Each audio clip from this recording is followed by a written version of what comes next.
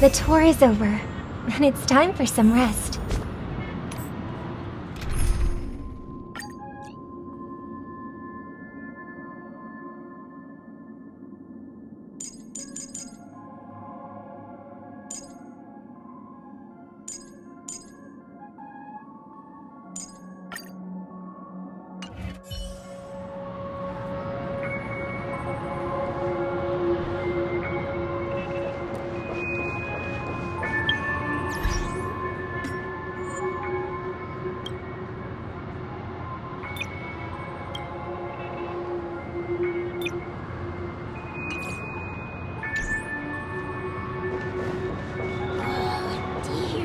It's Mr. Sunday! Hey, come over here! Looks like someone needs help. Let's go check it out.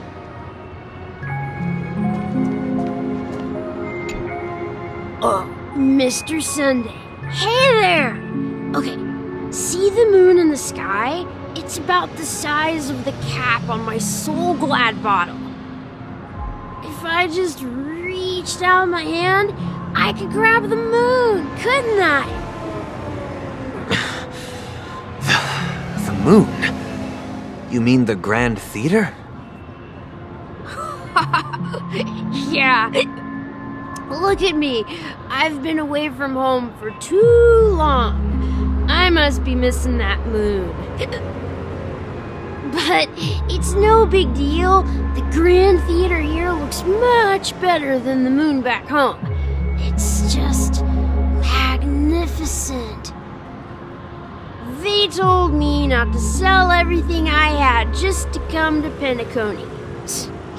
How short-sighted. Selling everything you had? Why would you go to such lengths? Why? Can't you see? Life back home is miserable. It's not really living at all. It's better to be here at Penacony. No pain, no worries about tomorrow, just sweet dreams. You can do whatever you want. That's what I call living. Yeah, now this is the life. Is this truly living? Huh? What did you say, young lady? I didn't quite catch that. Oh, it's nothing, sir. You see, the traffic on Glock's Avenue can be dangerous. How about I ask a Bloodhound family member to escort you to Ideen Park over there, so you can continue enjoying your sweet dream? Oh, yeah, that's a great idea. Wow, no wonder you were the leader of this sweet dream. You're totally a lifesaver. See you around, Mr. Sunday, and it was nice chatting with you.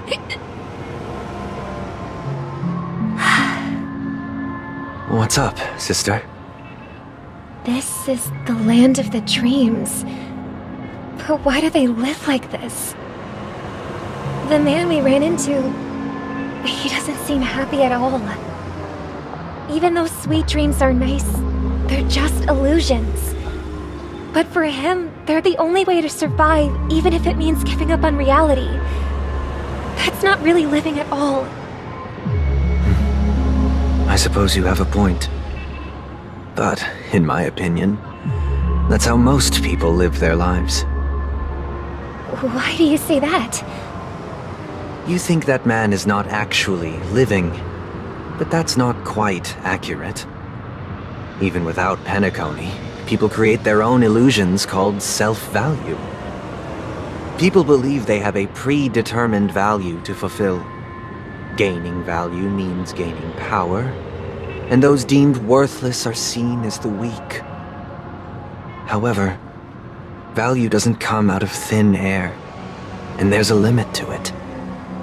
To accumulate value, people have to take from others, so the weak get exploited and oppressed. Are you suggesting that this is not how things should be? Exactly. But, ironically, people don't think there's anything wrong with it, because they uphold the illusory notion of self-value, and even the weak believe in it. The survival of the fittest. That's where all the tragedies in the world come from. People come to the sweet dream in Penacony to escape from that reality and find solace. No tragedies exist here, only happiness, although in its nascent form. Isn't that the same paradise we yearn for in our dreams? Perhaps that man is just an exception. Let's not jump to conclusions.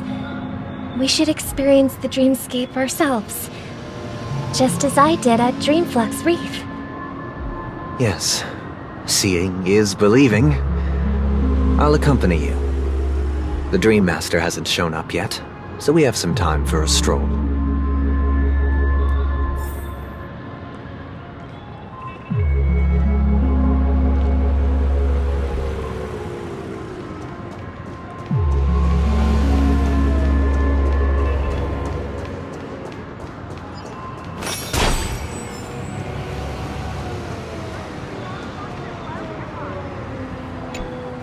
Glad to meet you again, Robin.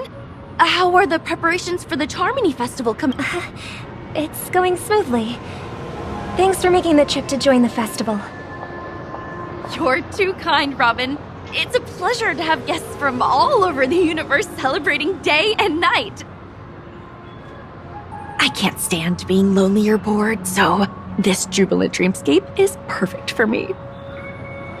But if this went on forever, would it get boring too? Nah, not at all. Who would get tired of having so much fun? Every day, you get to wear fancy clothes, explore all sorts of dream bubbles, indulge in delicious food without gaining weight, and you never get old or sick. As long as you can afford a room, this place is the ultimate paradise. But you know that only a few things can be brought back from the dreamscape to reality, right? That's exactly why I don't plan on bringing anything back. Just enjoying the dream itself is good enough for me. I mean, I'm not one of those long-living species. I only have around 60 or 70 years in this lifetime, and there's so much to worry about. Being happy here is pure bliss. Only in this sweet dream can I truly feel like I'm in control of my life and fate. Who would want to go back to reality after experiencing this bliss? I see. I genuinely wish you all the happiness in the world. And I wish you a fantastic performance, Robin! I'm off to the Blue Hour for the ball. See you later.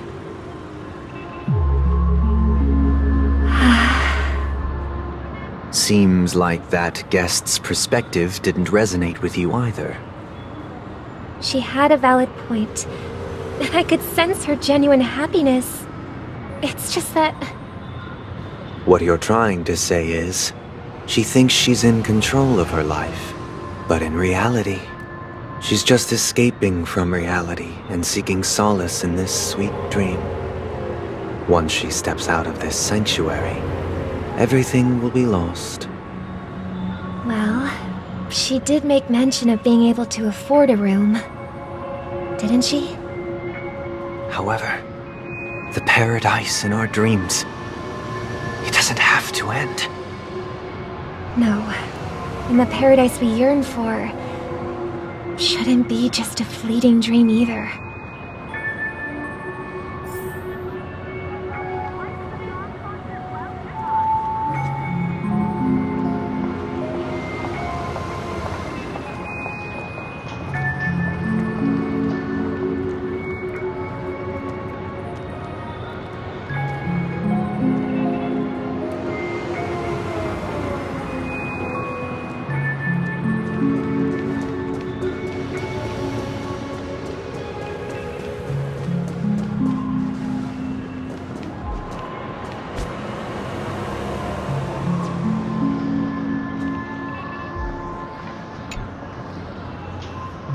The scenery in this dreamscape is truly breathtaking, isn't it?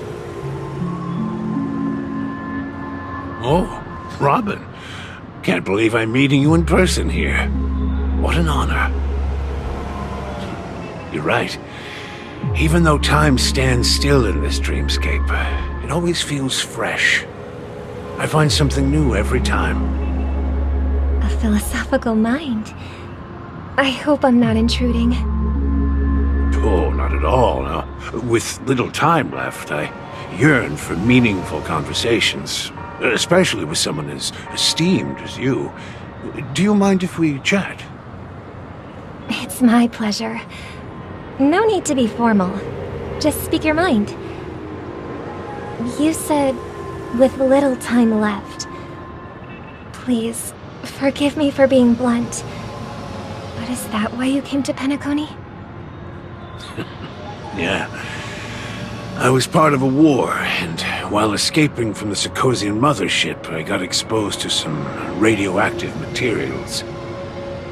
And then, all my comrades died, and my hometown was wiped out by neutron bombardments. I couldn't bear to live with everything I knew gone. That's when I heard about a possible solution here, so I came.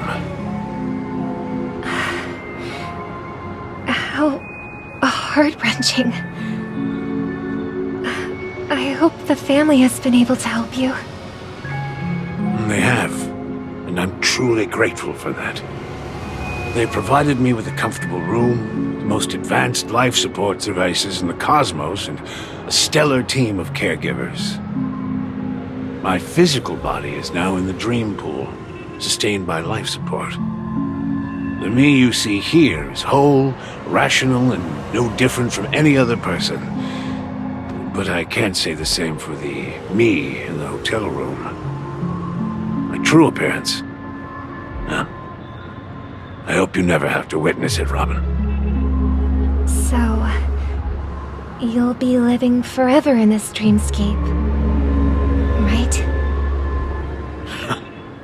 Just being able to live at all is good enough for me. Whether it's in this dreamscape or not, well, I don't really have much say in the matter. My world has been torn apart, and my life could end any second.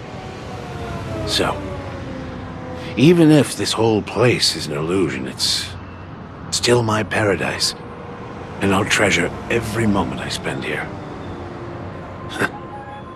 How I envy those everlasting things. That old man's story. It's so tragic. Fortunately, this sweet dream gives him joyful memories to hold on to for the rest of his life. That's precisely why this sweet dream in Penacony exists. However, even this sweet dream has its limitations. While it provides solace to the disillusioned, it can't completely eliminate pain in reality. There will be a way out. Penacony is already on the right track.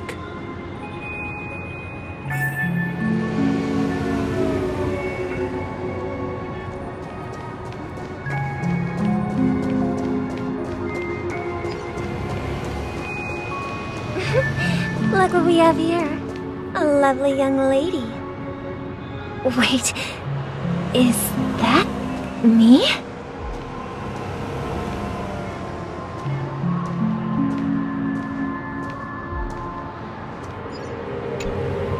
Brother, what a surprise to see you again. Show yourself. Your trick won't work on us. I've heard that a skilled mass fool received an invitation too. That must be you, right? Did you enjoy yourself? Barely. The people here are way too gullible. A little bait is all it takes for them to bite. And they run away at the slightest hint of danger. In other words, they're naive and cowardly. Now that you've had your fill, it'd be wise to leave before it's too late. The music of the harmony doesn't tolerate discord. What? Now that you have the real Robin, I'm useless? Oh, how disheartening. I've done so much for the family. You should be thanking me, because if it weren't for me cleaning up this mess, Penacony would still be in shambles. Don't you think? That was a personal request from the head of the Iris family, and it has nothing to do with us. Step aside and stop causing trouble for the Charmony Festival. The Charmony Festival? You think you can scare me? You think I've no idea what you're planning? I don't care what you're thinking, chicken wing boy.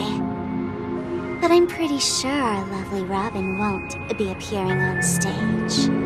After all, you're well aware of what a sorry state this dreamscape is in under the banner of harmony. Penacony, the land of the dreams. Is this truly the paradise you desire? Stop it. What's the rush, chicken wing boy? Did I get to you? Our paradise is none of your concern, masked fool. Leave now, or the family won't tolerate you anymore. All right. I'll go. But Robin, I suggest you seriously consider this. Do you really believe those living in dreams can escape pain and find true happiness?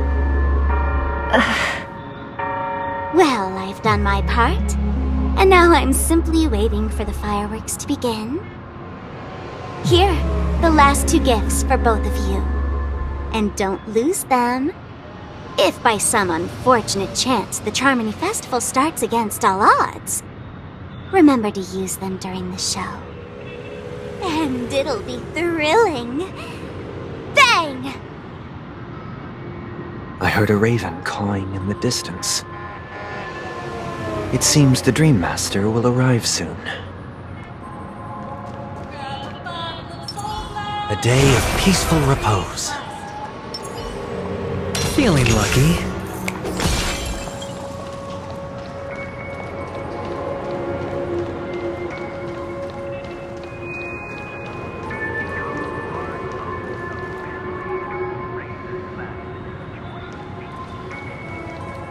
Let's wait here for the Dream Master to arrive.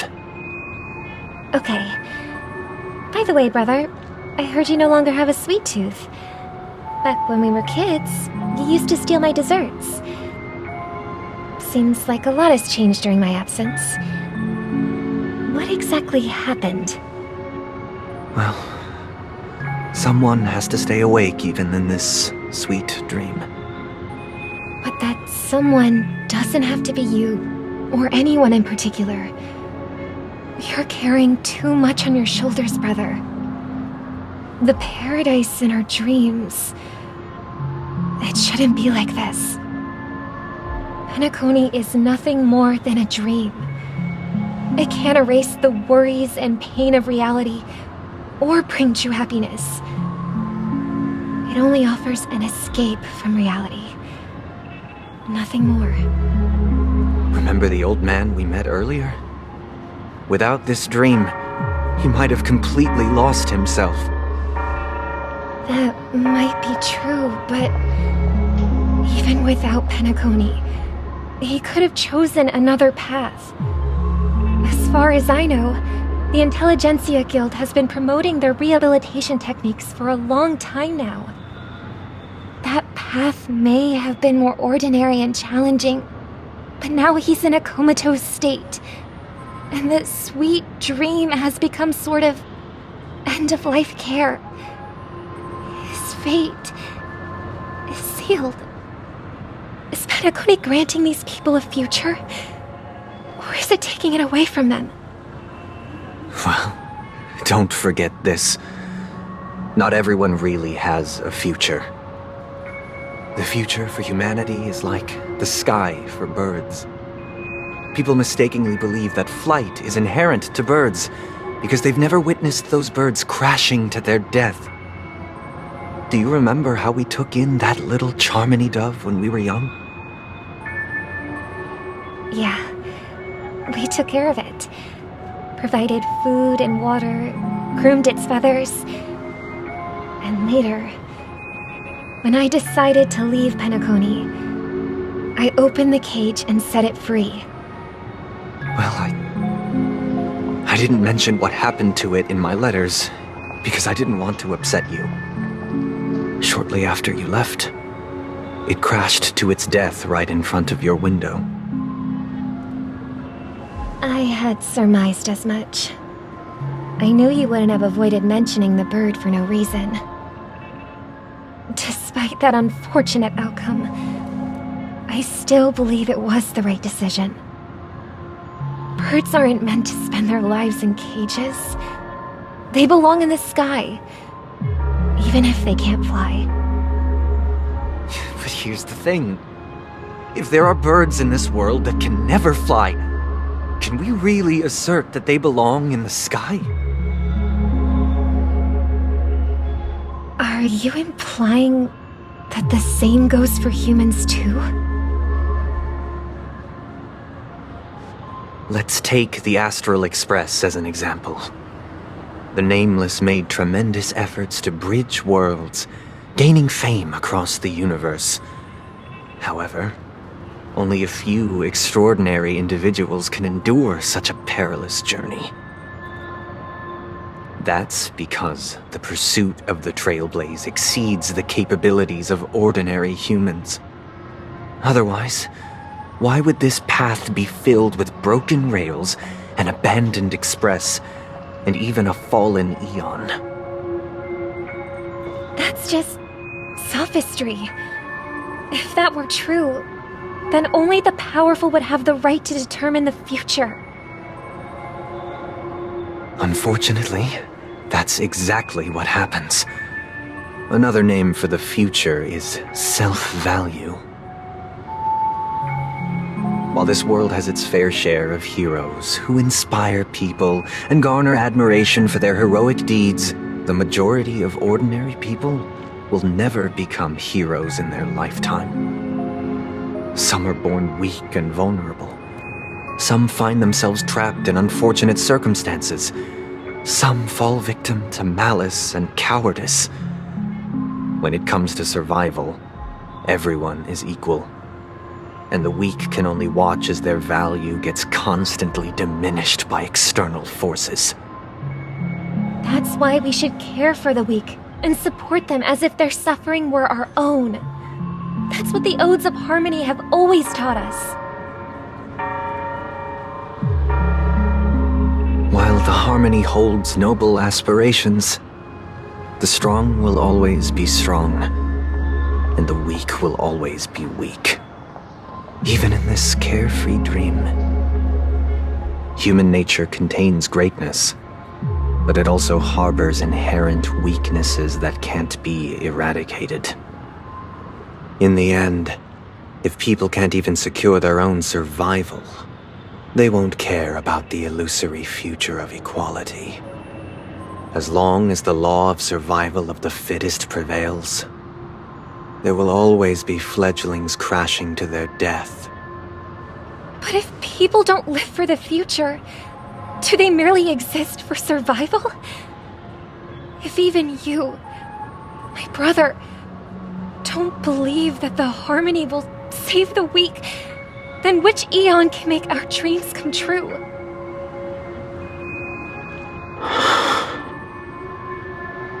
People often forget that when the first bird took flight, the entire world envisioned a future where no more fledglings would ever crash to their death.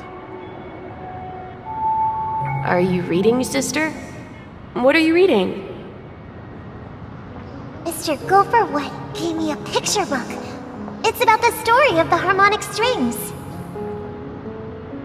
If I could become a chord master, I'd like to summon Dominicus, the harmonious choir.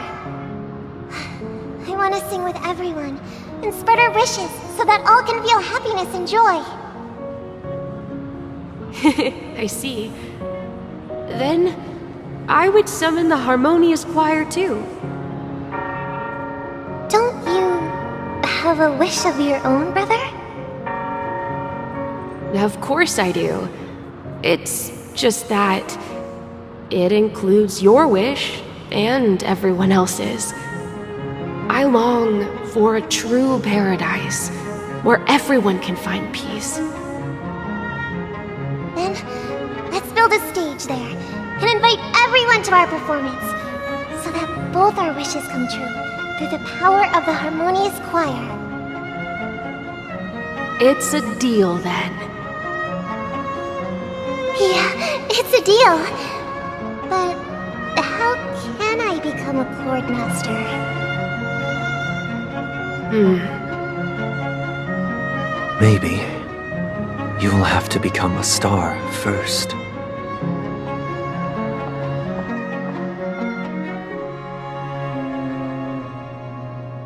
You're back sooner than I thought. Any results? Yes. And now, it's up to us to forge ahead. Since his last will has now been conveyed, my final mission is complete. But pardon me if I sound curt. It's good to have determination. The path Mikhail left for you is not an easy one to tread.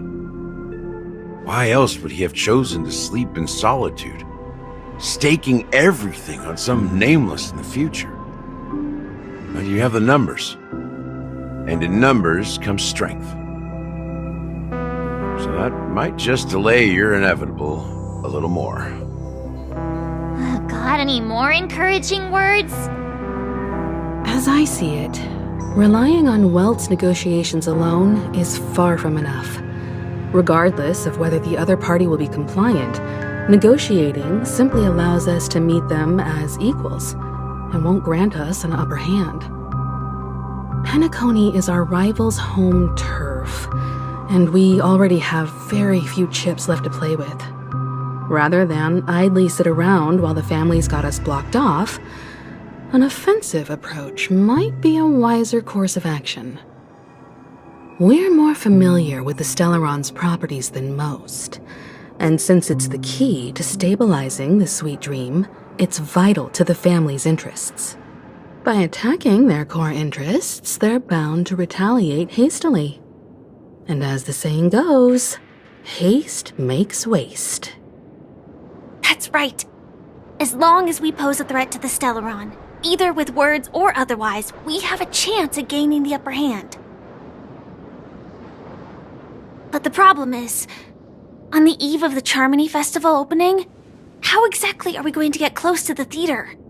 Family security will be airtight, and if we brute force it, even if we succeed, it's too risky. So, no one's gonna say anything? Then I'll raise my hand. I know the answer to this question.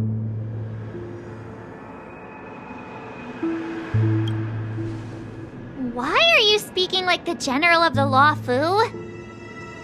So, I heard that before the Charmony Festival begins, there'll be a pageant to kick off the festival. It's called the Soul Glad TM Festivity Auditions, or something, and it's going to be held in the moment of Scorch Sand.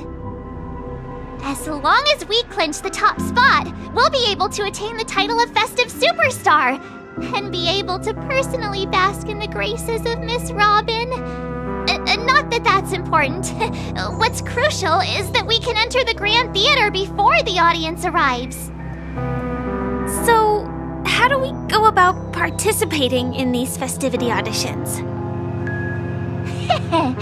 I've already procured special invite tickets from Miss Robin's fan club. To tell you the truth, I had been preparing to join the auditions all along, but now it looks like even if I scrape through, I probably still won't have the chance to shake Miss Robin's hand. So they're still running this thing, huh? It was originally just a publicity stunt, set up by Mikhail to drum up attention. But it looks like it might be worth a shot. We'll follow Marge's plan. Mr. Gallagher, will you be joining us? I'm afraid I won't have the time. As a virtual character, I've already completed my final mission. Whether Penacony can awaken from this dream is all down to you. Should we ever cross paths again? I'd love for you to visit the Express. All right. I'll have to add to that databank of yours you've got on the Express. And Miss Firefly, we thank you for all your support. We're faced with a formidable enemy. As long as the Astral Express and Stellaron Hunter's objectives are aligned, we're willing to cooperate with you. We've already come this far together. I'd like to join you for the rest of your journey on Penacony. I'm pleased that we can finally fight shoulder to shoulder. I couldn't ask for a better ending. This is also the spirit of the Trailblaze. Now, everyone, let's prepare to move out.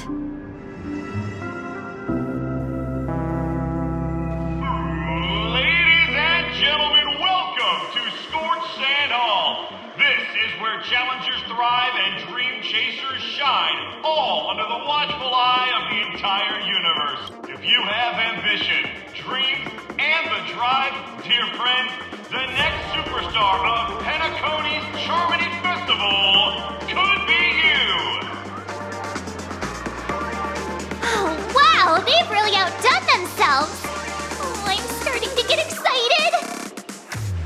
Behold, here come 4 friends with spirits high and full of zeal. Are you aspiring to be the superstars of the festival? Yes, you! There's no doubt about it. I see you have... Excuse me, you 4? What are you? As the last group of contestants, how confident are you in overcoming? Would you be open to a brief exclusive interview with us? It'll be... Your journey is long and fraught with peril, yet under a sky blanketed by banners, you vie for the crown. The sword and rose! Protect the beauty! The beauty, the beauty! Magnificent and majestic! A knight's head is hard as steel. Brotherland's focus is stubborn as a heel. We don't all have to be winners, but if we don't have fun, we'd all be sinners. People are pouring in. It kind of feels like all sorts of baddies are showing up. Let's get in there quickly and enter the competition. Ladies and gentlemen, please make way. Make way.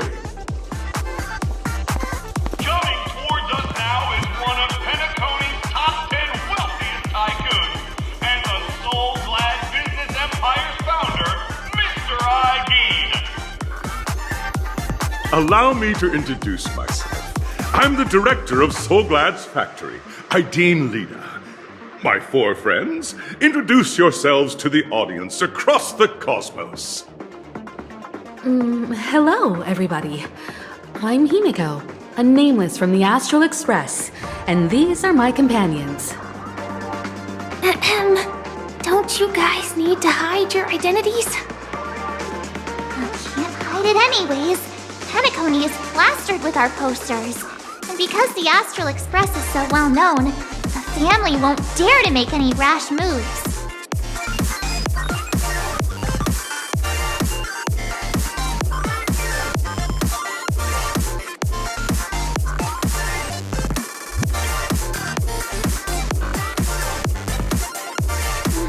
Given the situation, this is our best hope. But let's just get it over with quickly. Hello, everyone. I'm March 7th.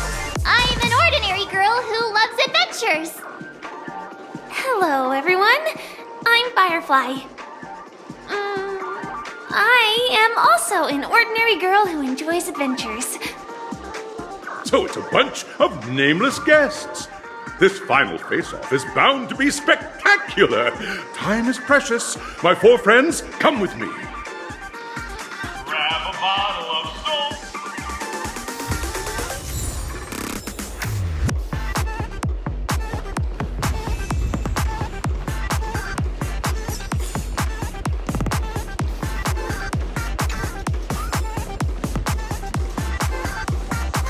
This place is buzzing.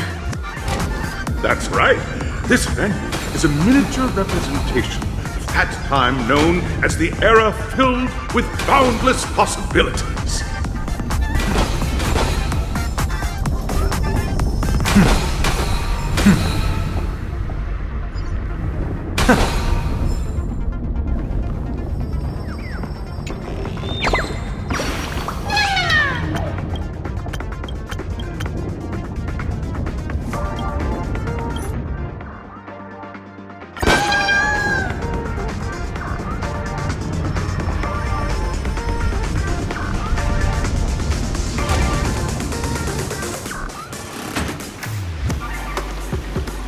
Grab a bottle of Soul Glad and make your dreams a black. Nameless, your arrival reminds me of the grand occasion when Penacony was first established. I was still a young, bright-eyed lad back then, lured here by the watchmaker's ads, full of zeal and ready to make my first fortune in life. Once, during a particularly grueling day, I passed out and was resuscitated by a drink from Mr. Sousa.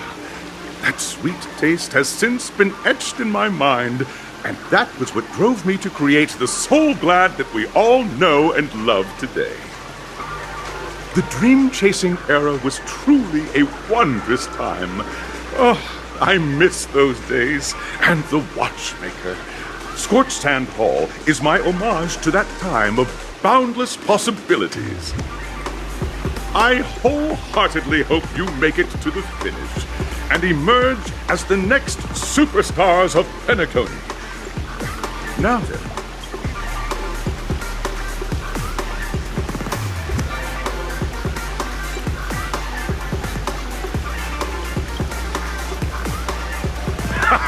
That's the trailblazing spirit.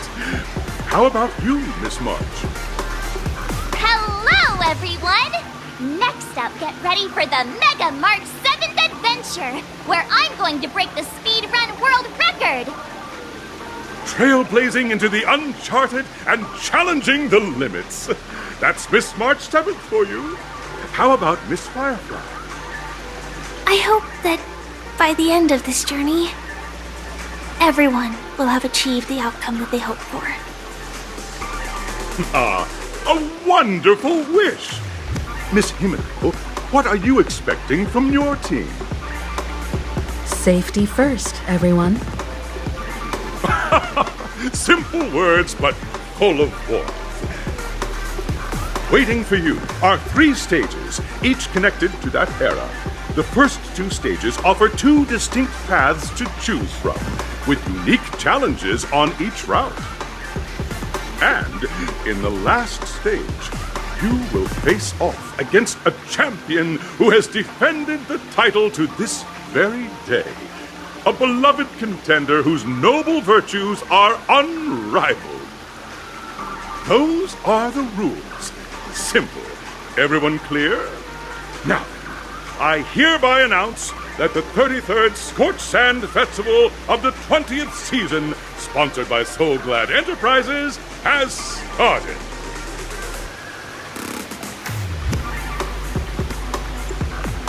Everyone, as the charming effect, March and I haven't known Miss Firefly. Fine by me. Let's do it. All right. I don't have a problem. We'll split into the assigned.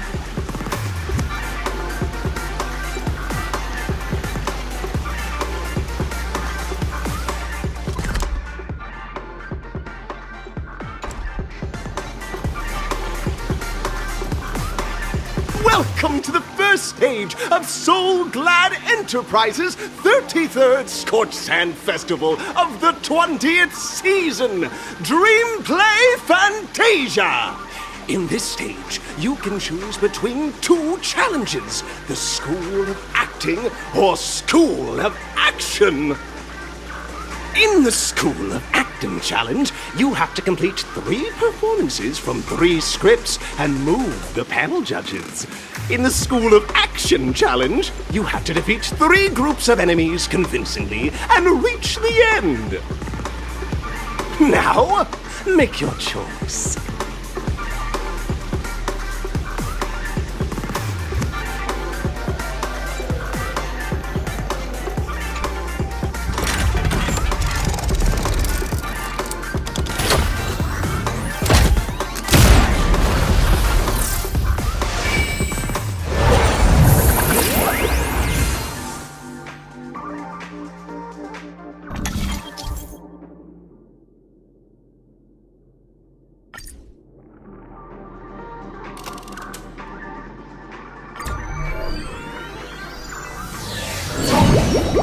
The champion's crown awaits you on the stage.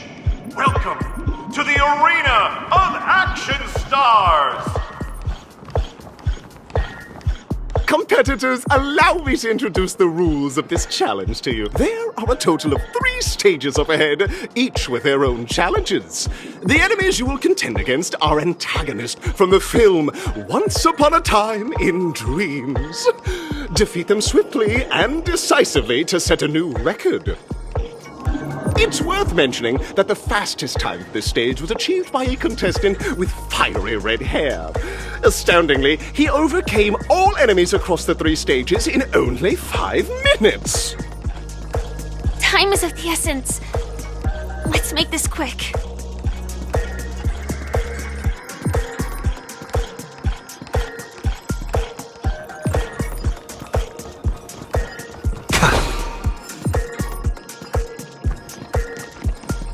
Contestants, you are about to confront the monsters of the primordial dreamscape.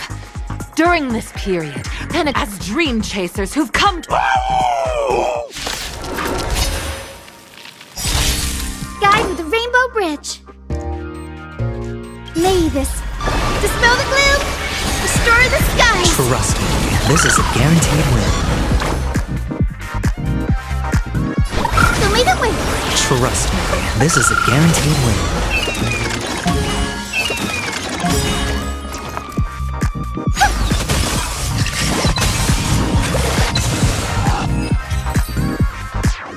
So glad. Pretty simple.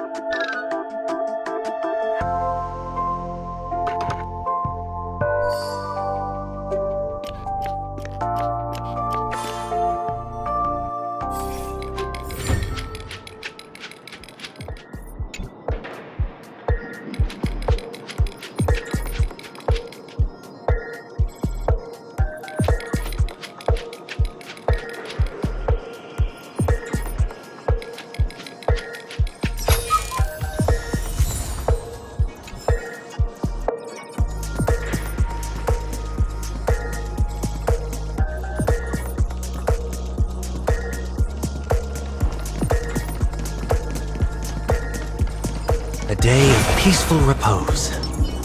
Feeling lucky.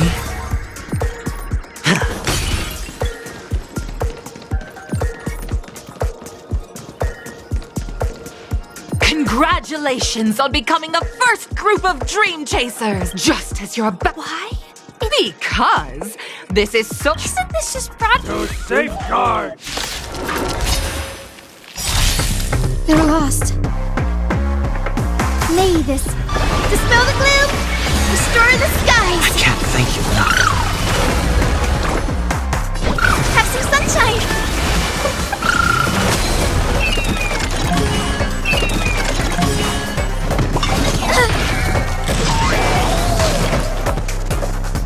Tonight, stars echo. Welcome to my world. Spend freely. Moment to doubt farewell.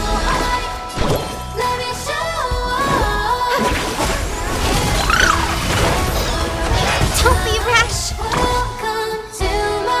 May this dispel the gloom, restore the skies.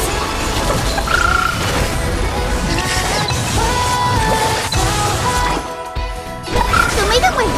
I can't thank you enough.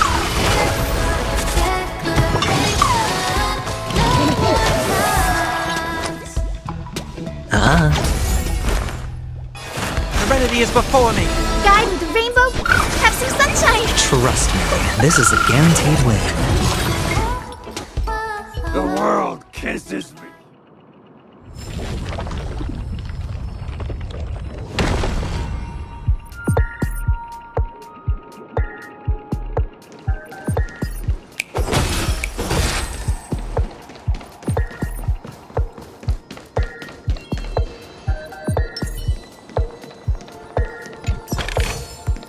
A melodious sound that soothes the soul.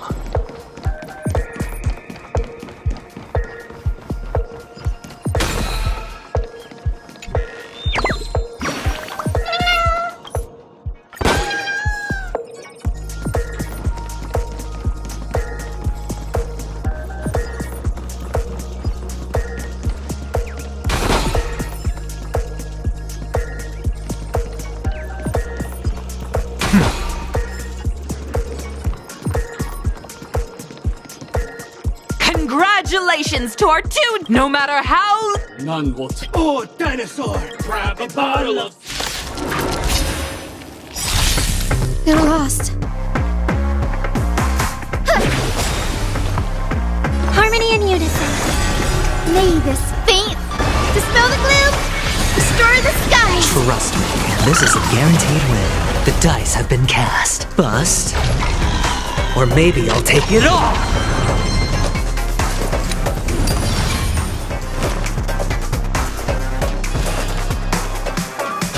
Out farewell. Show me the way.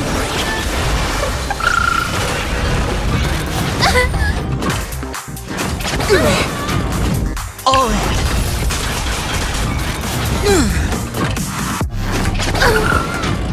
The future is Sure, I'll play along. It's on me. I heard the call. resonate all together.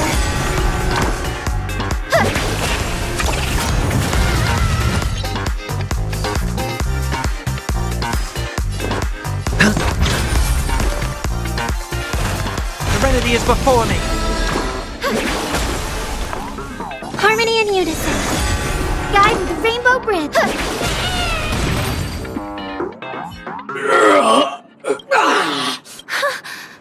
That should do it! Isn't this fight way off from the actual— Transforming into a dinosaur isn't imaginative. After an extended battle, you fight in the years that followed. Well done! You brought to life the thrilling action scenes from... Looks like we won!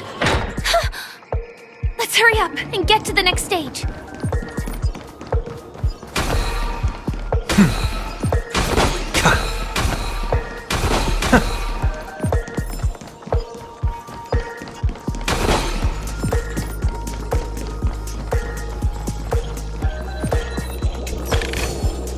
The fruits of a long journey.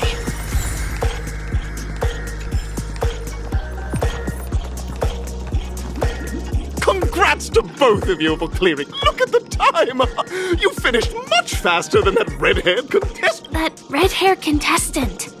You'll find out eventually, but you have the option to choose gunfire, and now...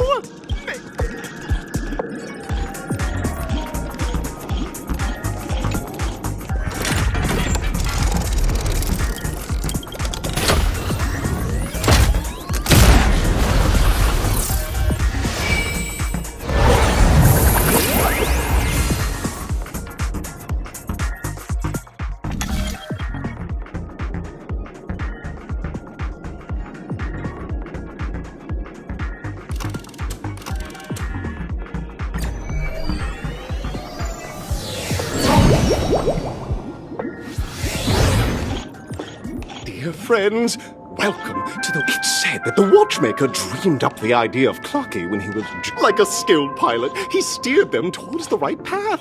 As a contestants, may you have a... The trial of time.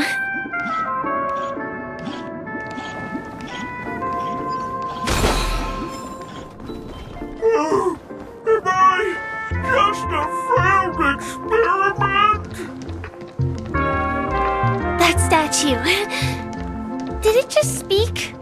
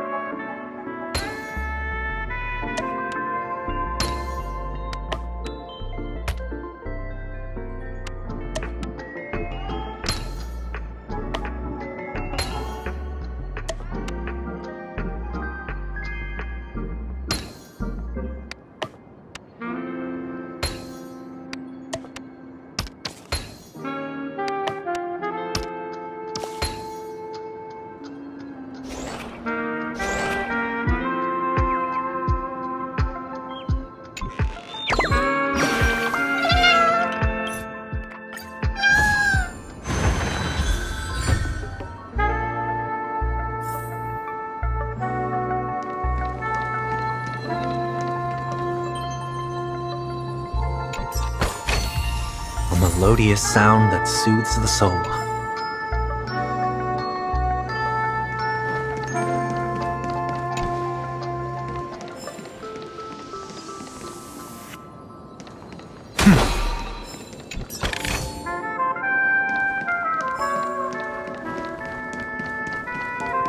Am I just a failed experiment? I'm just an expendable failure of a clock, aren't I?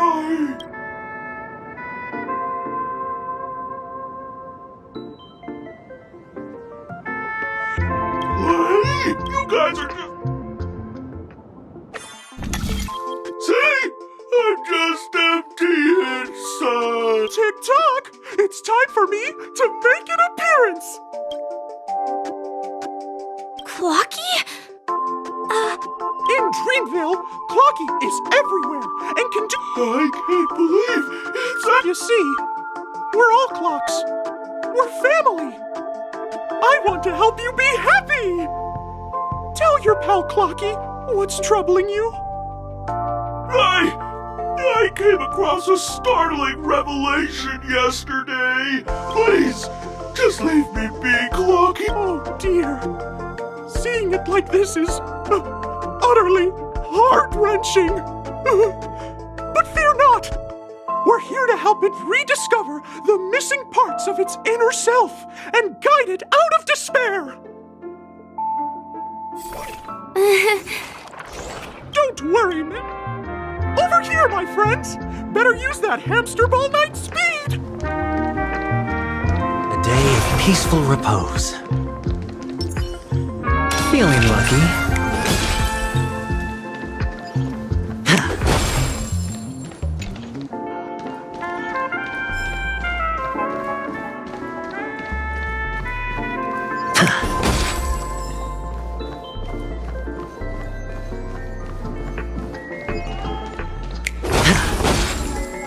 This must be one of the missing parts that Big Ticker needs! That's great! We're here! There's a missing part on the opposite side! But how do we get over there? There's also a dream side left here by a Dreamweaver. We're running out of time. We'll have to use it if necessary. A reward with no risk? I'll take it.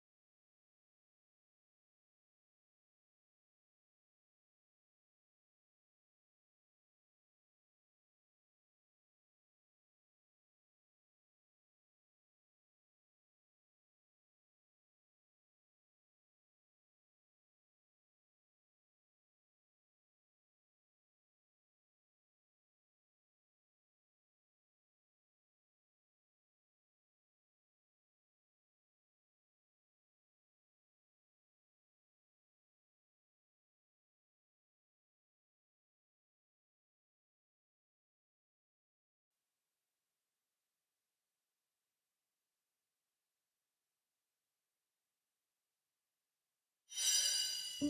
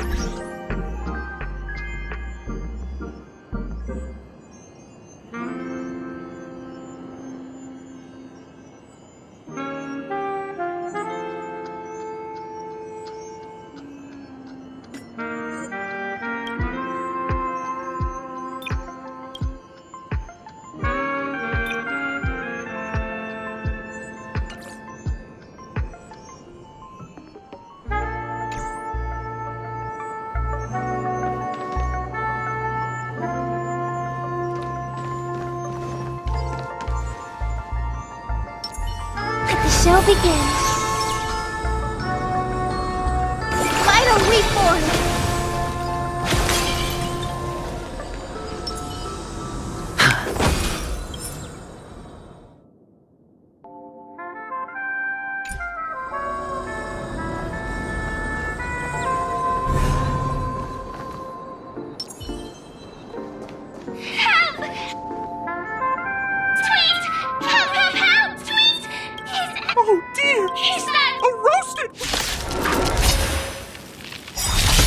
They were lost.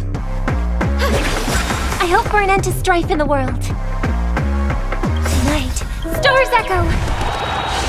Welcome to my world. Spend freely. Mavis, dispel the gloom, restore the skies. Trust me, this is a guaranteed win.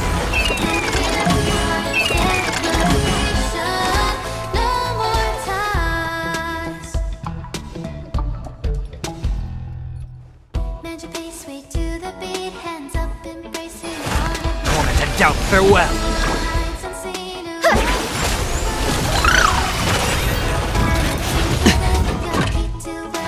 This trial is fitting.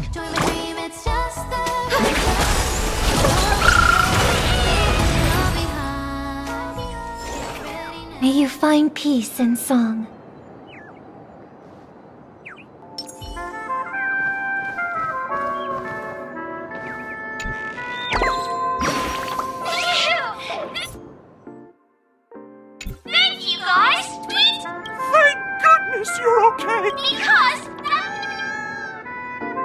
An inner self fragment belonging to the Sweet Dreams troupe? This is just too surreal.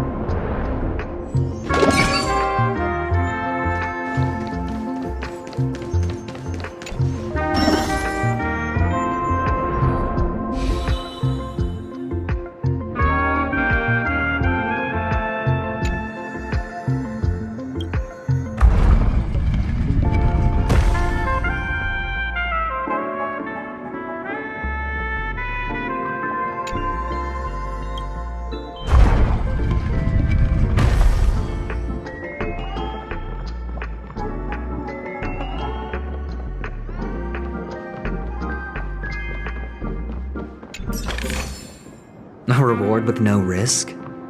I'll take it.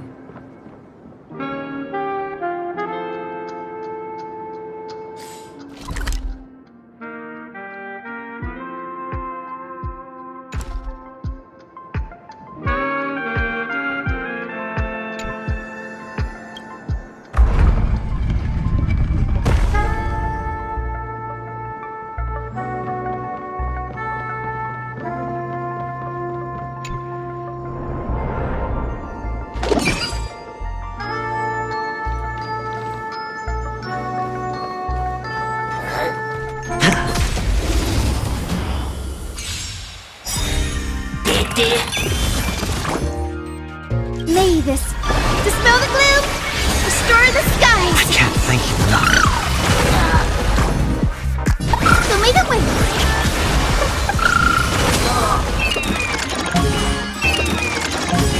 May song bring us victory. Resonate all together. Hedge your bets.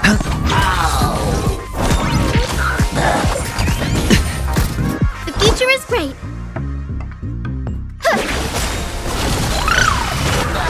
Sure, I'll play along.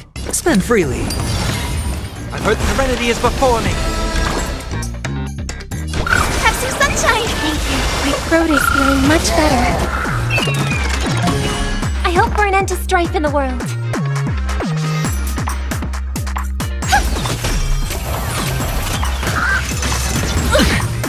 Watch your head.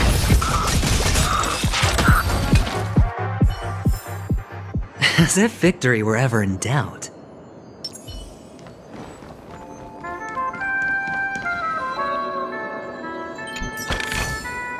A melodious sound that soothes the soul.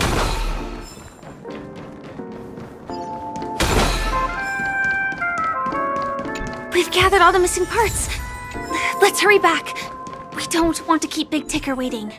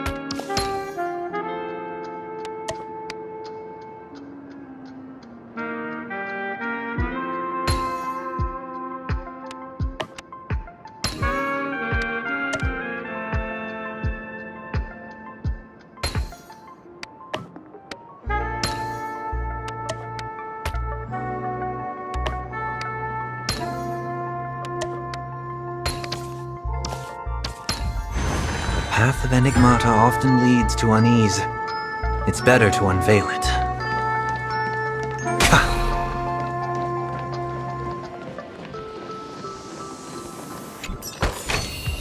The fruits of a long journey.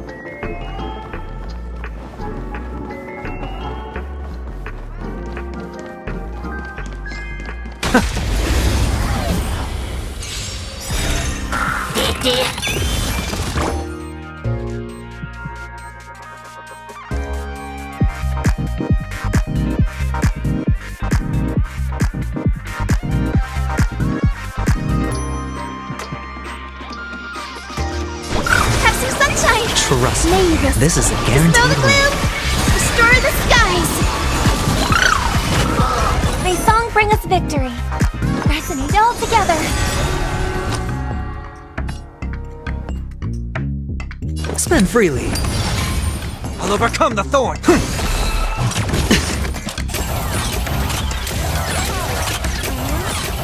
Guide with a rainbow bridge.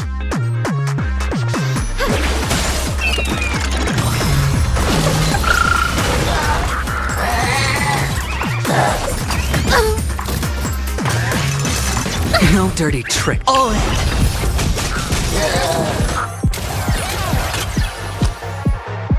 It's on me.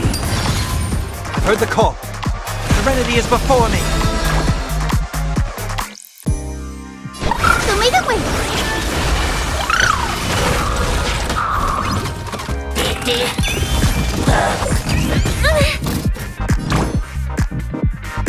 Have some sunshine. Trust me, this is a I'll overcome the thorns.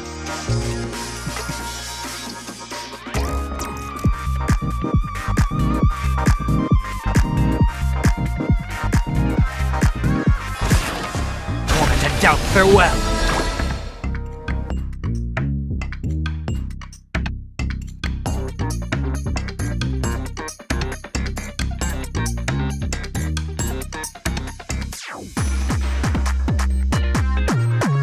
No rush. Emptying your mind is a good way to relax as well. So may the way. Trust me, this is a guaranteed win. I hope for an end to strife in the world.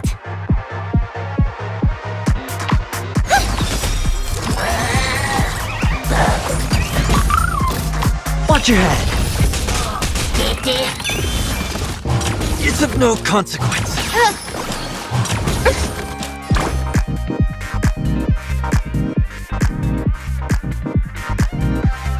May this dispel the gloom, restore the skies. My throat is feeling much better.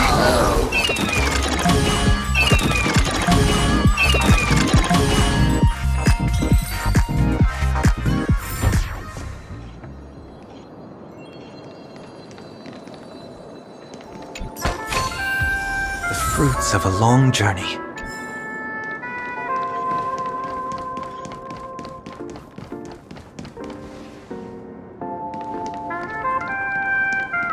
We're back! As long as you have... Whoa! This sun... It's working!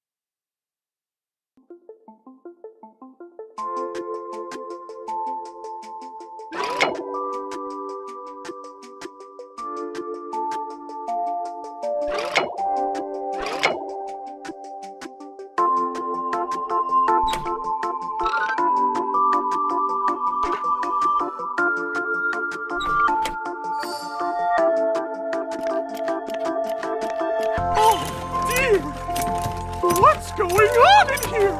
Your inner self is a mess! I'm not qualified to be the real Clocky!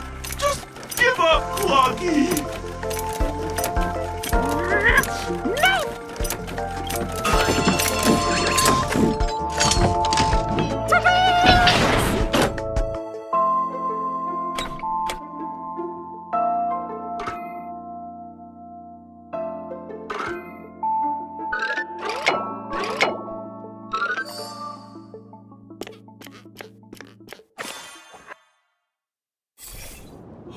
Thank you, Clocky! If not for my friends, you still go forth, It's all done!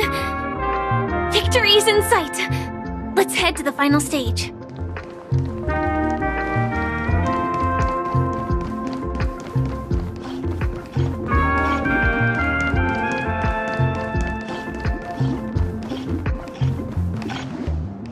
Congratulations to both of you! In the final stage, you're welcome to the 30...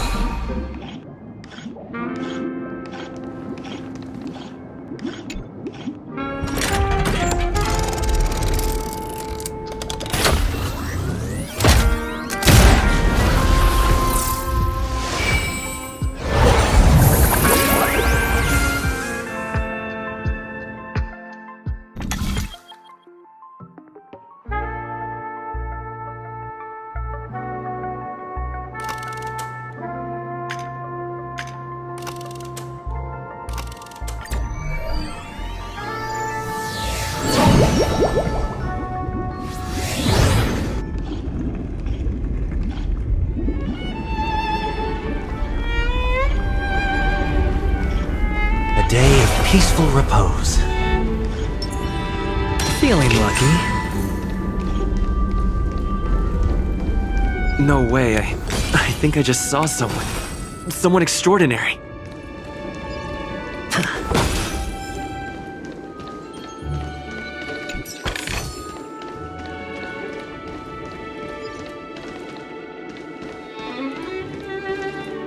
Please wait! Handsome gentleman, beautiful miss. By the glorious light of beauty! I never thought I would see you again. In such turbulent times, your kind faces are as spring's gentle breeze. Are you... a Knight of Beauty?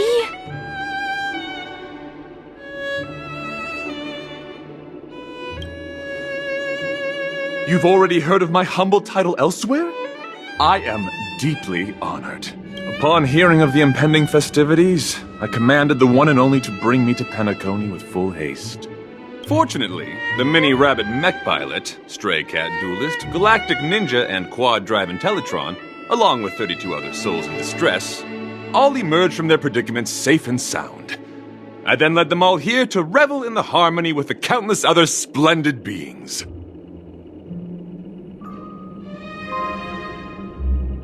I do not deserve such praise.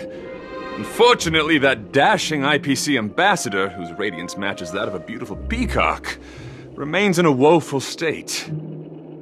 Ugh, how I wish he too could partake in this splendid occasion. Okay, let's get back to business. Since fate has brought us together, it stands to reason that you both seek the accolade of the audition's victor, correct? Though upon arrival I was once mistaken for a towering silver-armored fugitive with fiery red flames due to my lack of eloquence.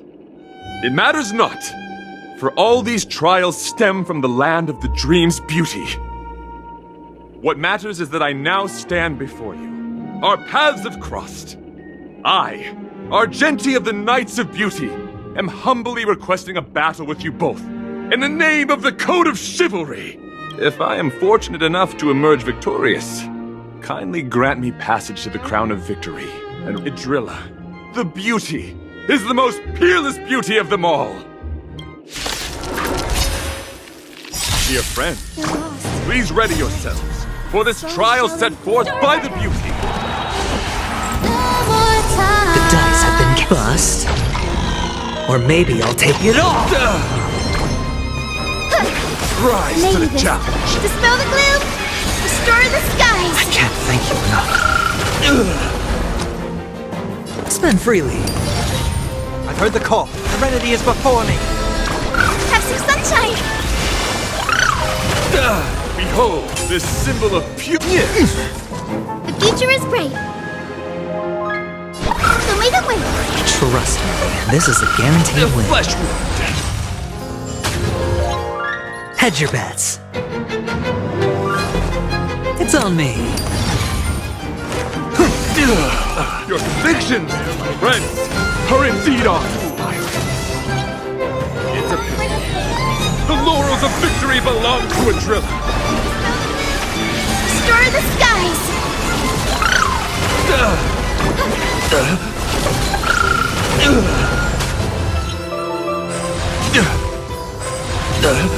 Sure, I'll play along.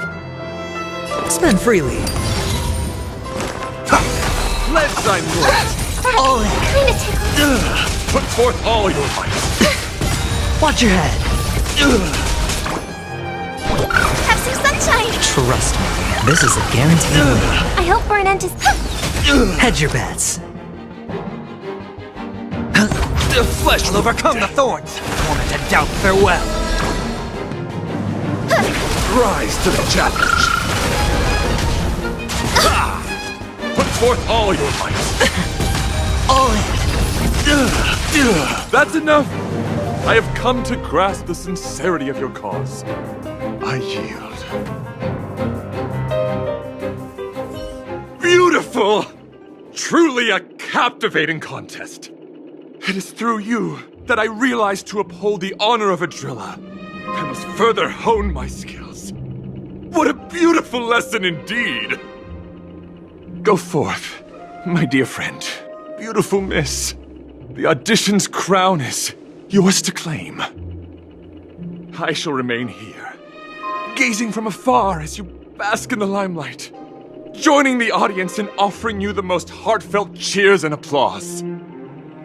We don't have much time. May fate allow us to meet again, Knight of Beauty. In that case, let's make our way to the end. Penacony's really thronging with talent. I hope we make it in time.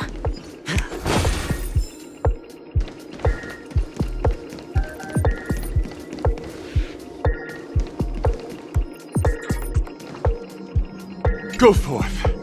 The champion's stage belongs to the both.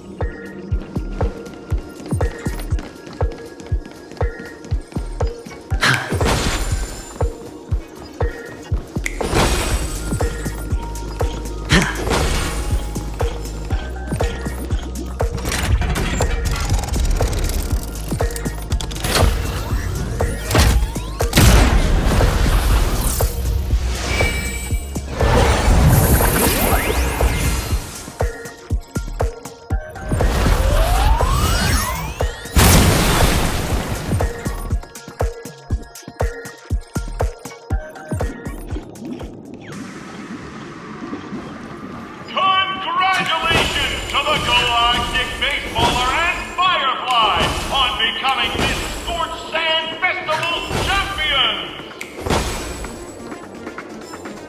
We look forward to their amazing entrance in the Charmony Festival! Let's give a round of applause to our aspiring young guests!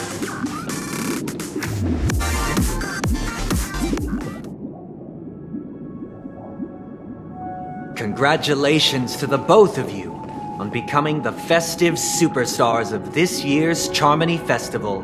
I, on behalf of the organizers, extend my sincere congratulations to you, wishing you joy under their radiance.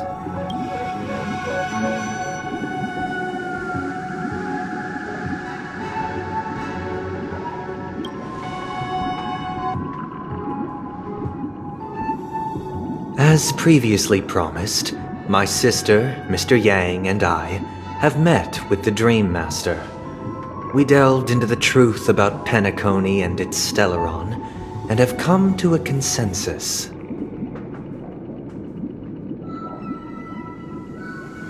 Both I and the Oak family cannot acquiesce to your request.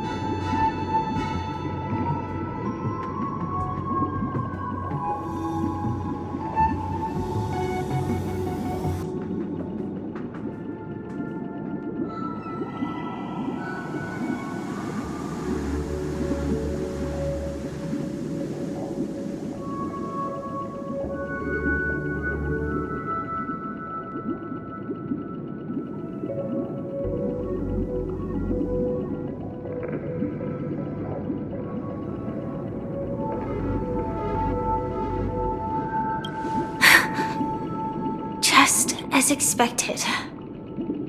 We acknowledge the perspective of you, Nameless. Penacony does require change, but not as you propose. The planet of festivities cannot and will not revert to a place characterized by chaos, disorder, or anarchy. Through your journey of overcoming obstacles, you must have glimpsed the essence of that era. The vulnerable ruthlessly eliminated, equality non-existent, common folk living precarious lives, eking out a dreary existence. Ultimately, only heroes like yourselves manage to achieve success.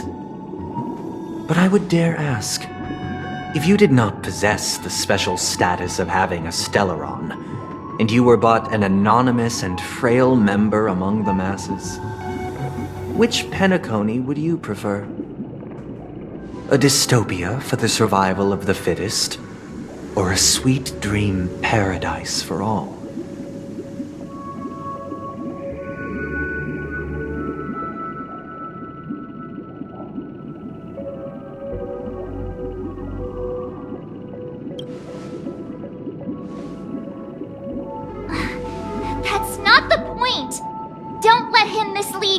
Mr. Sunday, even if the members of the Oak family can't fully agree on what to do about the Stellaron, now's not exactly the time to be holding an extensive discourse about Penacony's past and future, is it?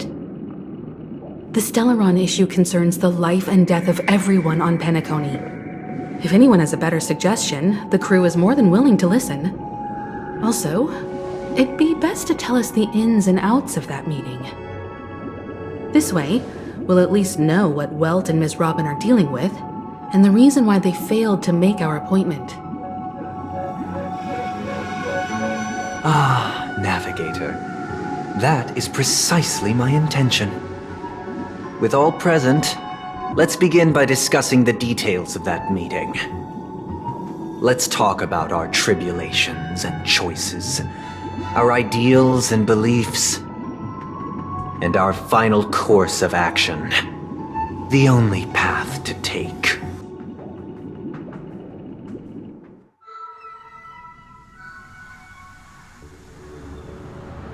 You mean to say that for the longest time, there have been scoundrels who would use this charming festival that I have bequeathed to the masses as a tool to realize their ambition? Indeed, Dream Master. Once the Charmony Festival begins, the Stellaron's powers, along with the song, will be broadcast across the entire planet of Penacony. And then everyone in their dreams will be unable to awaken. This is indeed surprising to me. The dreamscape is maintained by the collective effort of the 5 families. If someone were to use the Charmony Festival to recklessly disseminate the power of the Stellaron, this individual must hold a position of great authority. Do you have any suspects? I'd like to ask, did you really not know of the Stellaron's existence? I would have never thought that this nameless would point the spear at me. Quite astonishing indeed. If I have offended, the Astral Express extends its sincere apologies. But the current circumstances are dire and leave no room for meticulous inquiry. We're doing this out of concern for the dreamscape's safety, so if you could, please alleviate our concerns. Dream Master, it's just to prove that the Charmony Festival has nothing to do with the Stellaron. If we're being overly cautious, I will return to the stage to offer tribute in song, just per the arrangement.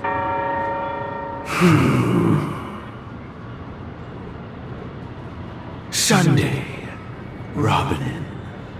I've watched you two grow up and know your dispositions like the back of my hand. Both of you, right now, can surely be lauded as their most devout advocates. I already know your resolve. The magnitude of this matter is enormous and cannot be taken lightly. Since Mr. Yang has asked with such earnestness, I will personally respond in kind. If there is a need, the entire Oak family will be mobilized to heed your call. Someday, might I ask you to beseech them to cast their light unto me, and question me in their stead, so that no lies may be concealed? I will do as you command. Robin, could I entrust you to be present as a witness, to document the truth, and to proclaim my innocence, so that all slander may be utterly dispelled? I will do as you command. May thy will be carried out on earth, just as it is in the heavens. Oh, triple-faced soul, please sear his tongue and palms with a hot iron, so that he will not be able to fabricate lies and make false vows. Let us begin. There is nothing else to prepare. Understood. Question. Have you devoted your life to your god, never worshipping other gods? Naturally. Do you love your god as you do yourself, always heeding their admonishments? Naturally. Have you strayed from the path expected by your god, betraying their name? Never. Have you ever been inordinate with your asks of your god, coveting more than the foundation of the creation itself? Never. Then, a final question. Do you swear to fulfill all vows, past, present, and future? With the Eon as my witness, if I do not deliver on my words, or if I renege on my vows, may I be cursed in accordance with divine law. They have seen your faith. and have endorsed your faith. With this, it can be evidenced... Just a moment. What is it, Mr. Yang? I have another question I hope to have answered. To my understanding, the family's harmony and prosperity have never relied on so-called divine laws. The god you both mentioned, are they truly Xipe? Mr. Yang should know that those belonging to the family toil together as if they were kin, embracing solidarity and unity under their light. All duplicity is laid bare before the harmony. Such a delicate and complex symphony. Which other god could perfectly harmonize this, if not for the Great One, Xipe? Perfectly harmonized. Therein lies the problem. It is not an outsider lurking in the shadows who changed the harmony, but a dissonance that has surreptitiously emerged from within this very symphony itself. In the distant past, there existed an Eon. With one flick of the wrist, they crafted the laws of the cosmos. Their followers formed the Beyond the Sky Choir, spreading solemn and reverent hymns throughout the universe. Later, they fell. The route traversed by this Eon clashed with the harmony, ultimately being absorbed and fused into it. The chorus that once reverberated across worlds fell silent, and when it echoed anew, it was transformed into the hymn of harmony. Though an Eon may perish, paths with no masters still linger. In the all-forgiving harmony, echoes of bygone dissonance. Mr. Yang, being overly astute can... So this is how it is. For the sake of our grand cause Sunday, please afford these two an opportunity to rest. What?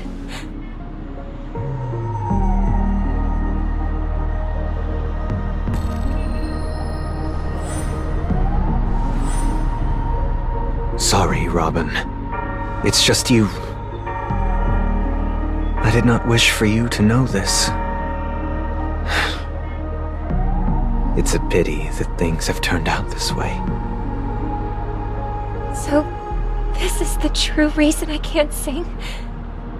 The shadow that envelops Penacony is actually... We were never children of the harmony.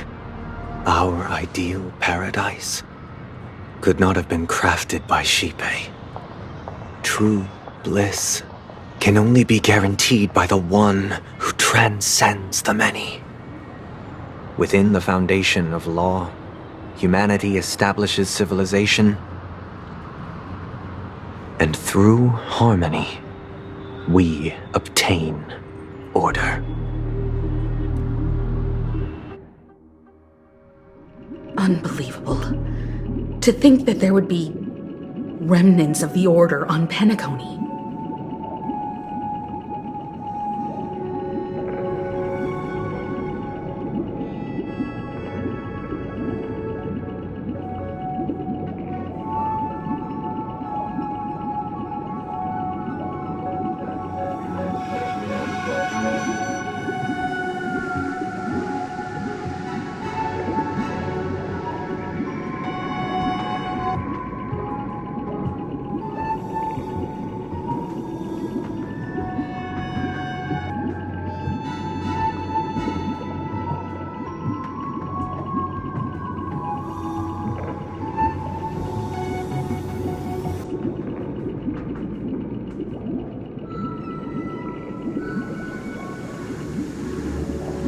What have you done with Mr. Yang and Miss Robin?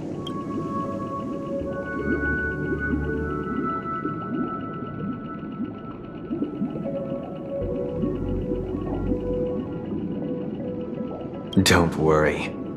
I just gave them some time alone to ponder their fates.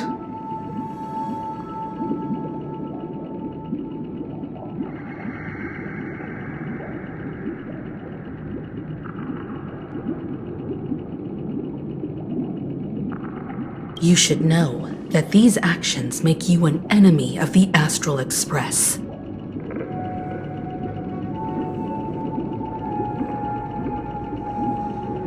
Should we need to stand against the Nameless, it would only be myself and the Oak family involved. But we haven't reached that point yet, have we?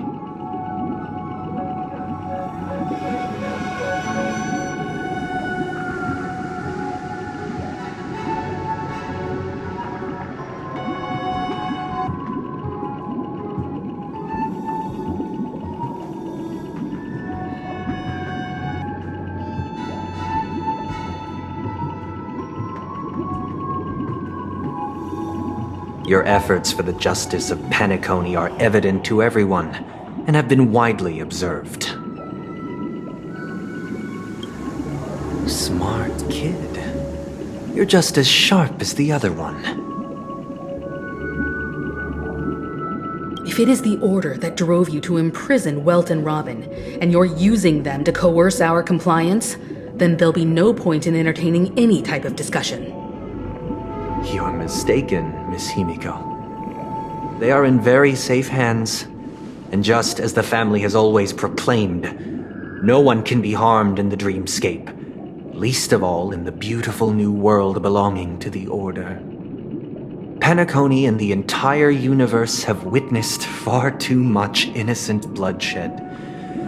The strong wield their blades against the weak, and the victors push the vanquished to the brink of life.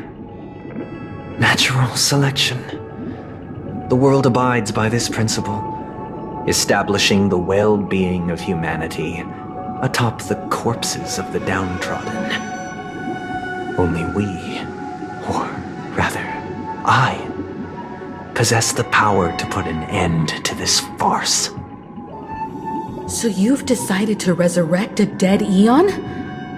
No one's ever done such a thing.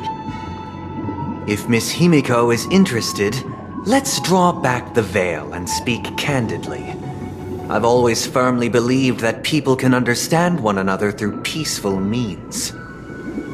I'm willing to divulge the unembellished truth as to the intentions of the Order's Pathstriders, so that you will make better judgment for the Astral Express, for Penacony, and for this stretch of the universe.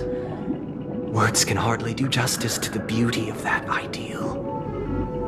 So, come with me, everyone. Let us retrace our steps and see once again where this road leads. Huh? Where'd he go? Welcome. This isn't any location in Penacony's dreamscape. It's my inner world. The reason the scenery before you remains unchanged is because your consciousness has drawn on similar concepts to fill in the gaps.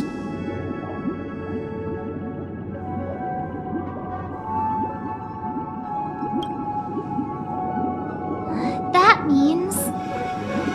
Did you do the same to Welt? It's a tuning process, stronger in effect and more draining on the mind. The gray-haired guest has experienced it before, so he should understand what it entails. Tuning allows you to intuitively grasp my feelings, which also means that I cannot hide anything from you. Now, everyone, please look at the huge screen. The road we once took begins here. From this point on, you will witness the numerous decisions I've faced. I've selected a portion of these to share with you. I believe after going through similar predicaments, you'll be able to better understand my thoughts. Let's begin. The first decision. A story about a baby bird.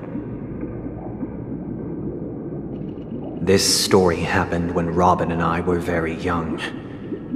We were victims of the Stellaron disaster, and the family's Mr. Gopher Wood, who would later become the Dream Master of Penacony, saw that we siblings had no one to turn to and took us in. Later on, Robin and I lived a time with nary a care in the world. One day, after dinner, while my younger sister and I were lounging about in Mr. Gopher Wood's yard, we spotted a fledgling Charmony dove all on its own. That baby bird was tiny. It didn't even have all of its feathers, and it couldn't sing. When we found it, it was already on its last breath, having fallen into a shrub, probably abandoned by its parents.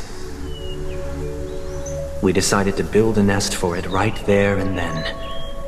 However, thinking back, that winter was unusually cold, with fierce winds at night in the yard, not to mention the many poisonous bugs and wild beasts in the vicinity. It was clear that if we left the fledgling in the yard, it stood no chance of surviving until spring. So, I suggested we take it inside, place it on the shelf by the window, and asked the adults to fashion a cage for it. We decided that when it regained its strength enough to spread its wings, we would release it back into the wild. The tragic part, something that we'd never considered, was that this bird's fate had already been determined long before this moment. Its destiny was determined by our momentary whim. Now, I pass the power of choice to you all. Faced with this situation, what choice would you make? Stick to the original plan and build a nest with soft net where the Charmony dove fell. Or build a cage for it and feed it, giving it the utmost care from within the warmth of a home. I eagerly await your answer.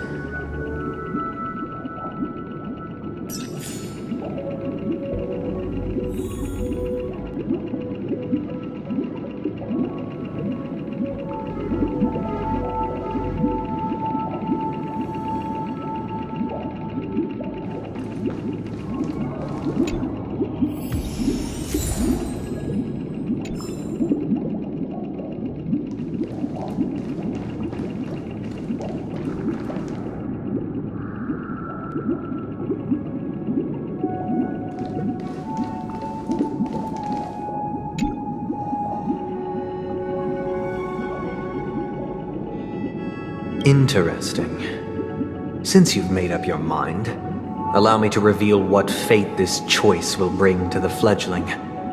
From what I've observed, there are at least 3 predators in that yard that prey on small birds.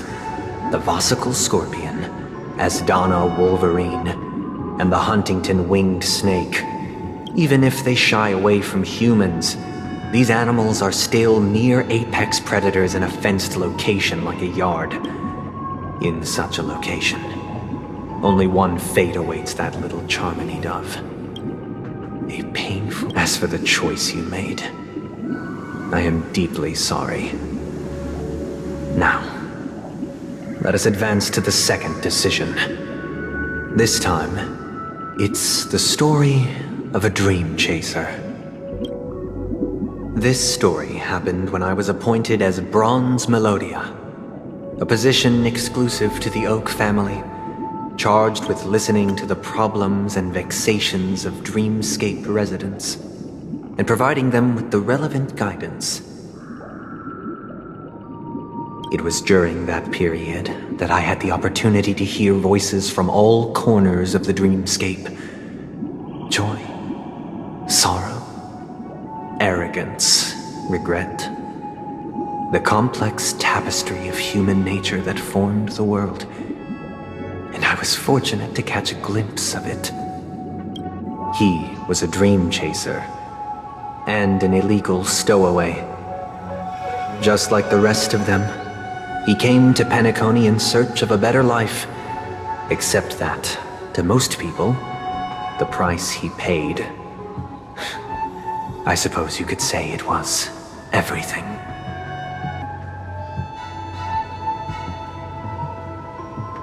He told me I sold everything I could at home. The house, the land, even his 2 children. He said he could not afford to raise them, and that at least they could eat if they lived as slaves. He had a plan in place. He would buy back his children once he had made his fortune, and enjoy Penacony's beautiful dream with them. Alas, his plan to smuggle himself was somewhat clumsy, and he was sniffed out by those pig-headed hounds. After hearing the Dream Chaser's story, I immediately appealed to the Bloodhound family to cease their pursuit. That way, at least he could live peacefully. But I was still too naive to the ways of the world. I did not anticipate that what I thought was a kind gesture would later lead to dire consequences. I'll tell you the outcome soon. For now, I'd like you all to make a choice.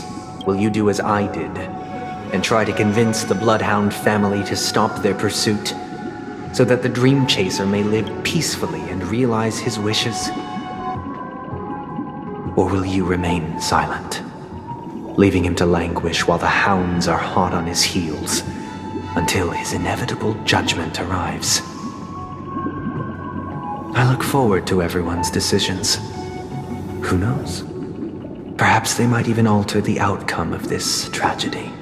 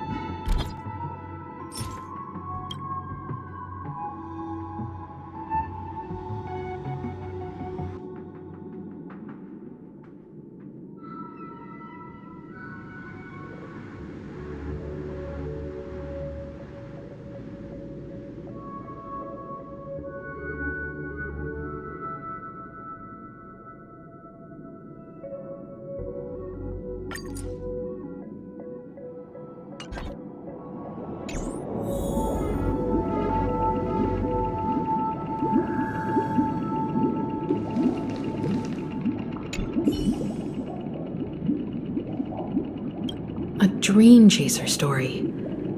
If I acted out of kindness, I would probably ask the bloodhounds to stop their pursuit and lend him a hand. But what cruel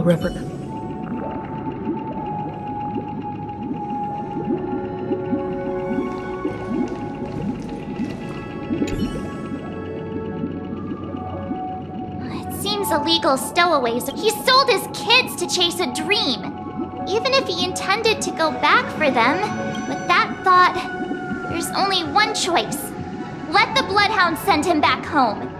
This person deserves to be punished.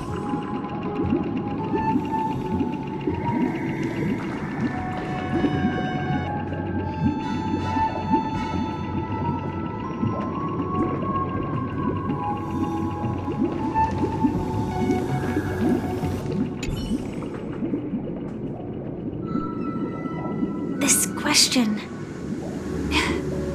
Surely, I'd probably choose to ask the bloodhounds to cease their pursuit.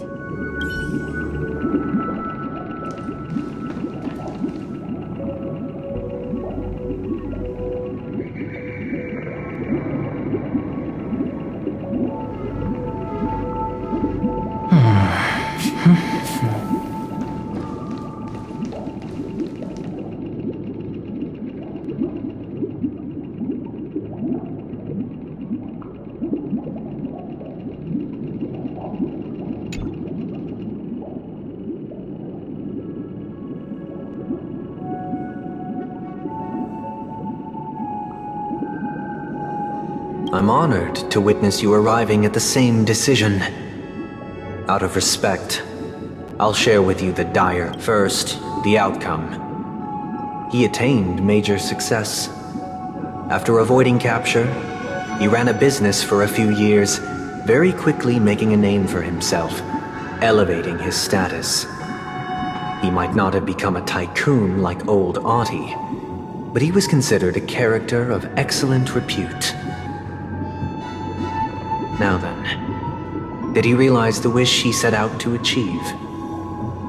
No. The last time I saw him was in the real world, where the hounds were going to permanently exile him, and I was the accompanying bronze Melodia. The mission was simple. Listen to the criminal's repentance. He told me the reason he was in this predicament was because he conspired to usurp the head of the Alfalfa family. When I asked him about his 2 children, he instead responded with a question. What children? In the end, my heart aligned with the harmony, and the good deed I dared to undertake held no value, turning instead into a wrongdoing. It created a lamentable oppressor and countless oppressed individuals. As to your choice, I once again offer my heartfelt apologies. Next comes the third and final decision. And the story this time is my own. This story happened the day I was appointed the Oak family head. At that time, Mr. Gopherwood was the current Dream Master, and as per his wish, we had a private conversation. What surprised me was that the Dream Master had only come to deliver a letter to me. He let me read its contents, and it was a letter from my sister. The letter contained the usual pleasantries, anecdotes from her travels, nothing out of the ordinary. Just as I started wondering how this letter related to our discussion, the Dream Master began to speak. Do you know who wrote this letter? My sister, of course. But why would you personally visit me to hand me a letter from my sister containing mere trivialities? To help you grasp the full scope of this issue. Do you know where Robin is at this moment? From what the letter indicates, she must be in Caspelina 8, correct? She's touring there right now. Correct. Has she mentioned anything about a stray bullet? A stray bullet? What? A war has broken out on that planet. It is because of this very reason that Robin chose this destination. To spread the word of the Harmony. And to save the lives of that planet. She personally made for the front lines. She hoped to ease the people's suffering with song, and was willing to brave mortal danger to deliver the IPC's medical supplies. Unfortunately, stray bullets show no such compassion. Is she all right? If the operation was successful, she should probably be recovering in the field hospital. By the eon above, the bullet struck her neck directly, yet possibly as a reward for her consistent deeds of harmony, it didn't hit any vital arteries. Once you've attended to your outstanding tasks, it'd be advisable to write her back as soon as possible. Those damned savages! I'll pack my bags right away. My gratitude for bringing this to my attention, Mr. Gopherwood. Now you understand why she always wears such elaborate neck ornaments, don't you? How could this happen? Miss Robin. It's all in the past, so please don't worry. I share this in the meager hope that you will understand the Harmony's limitations and predicament. As grandiose as the strong defending the weak sounds, many times, it is nothing more than wishful thinking. Likewise, I've prepared one last question, one last choice. But rest assured, this choice will not have any grave consequences. Because this is merely a figment of imagination, a nightmare that has haunted me through countless nights. If you ever had the opportunity to make a choice like I did, would you still support Robin's journey on the path of harmony?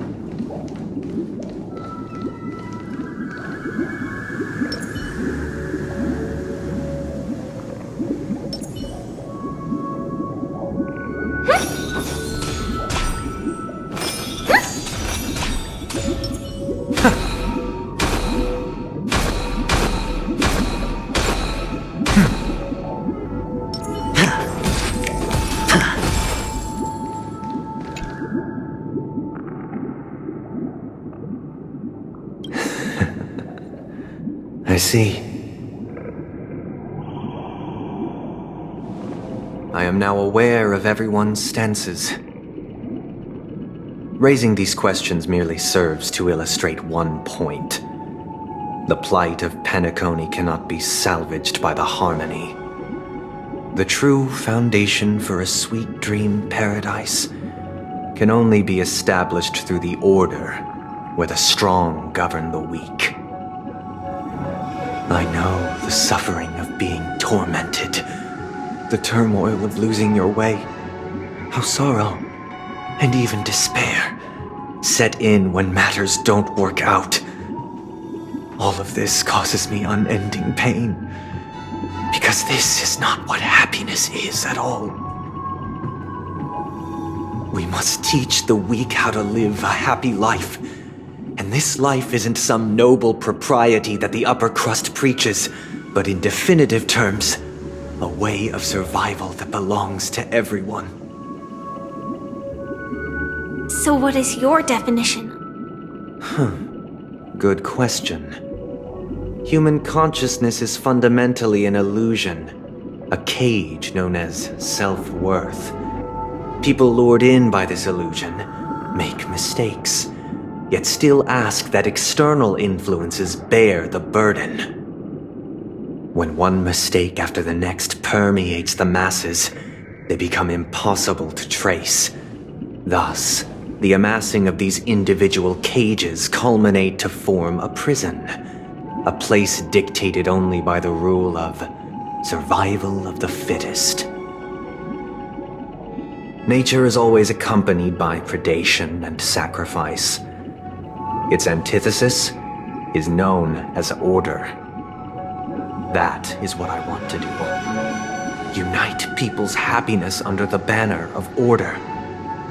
They won't need to make bitter choices any longer, nor face the weaknesses of humanity. They can cast aside their primal instincts to build a haven for mankind. Simply describing thoughts is far too abstract, so allow me to provide a simple example. As you all may know, there are societal norms like weekends and long weekends that exist on some worlds.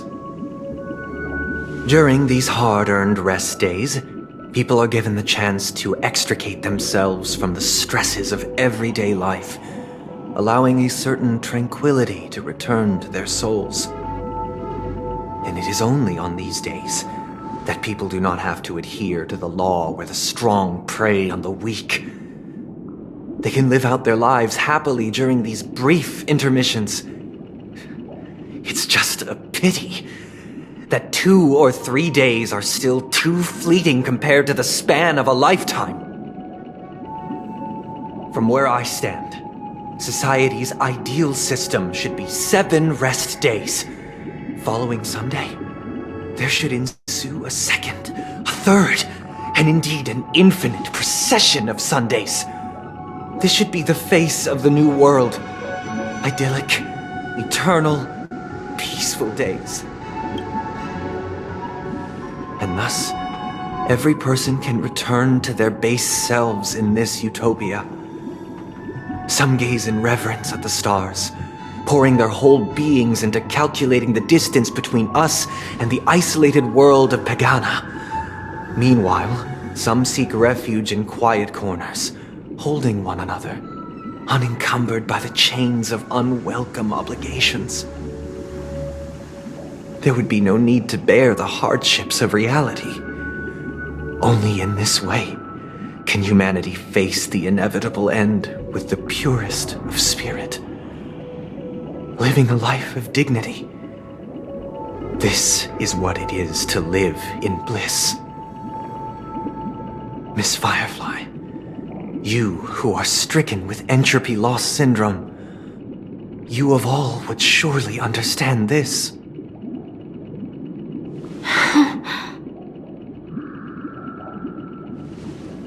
It sounds like a flawless theory.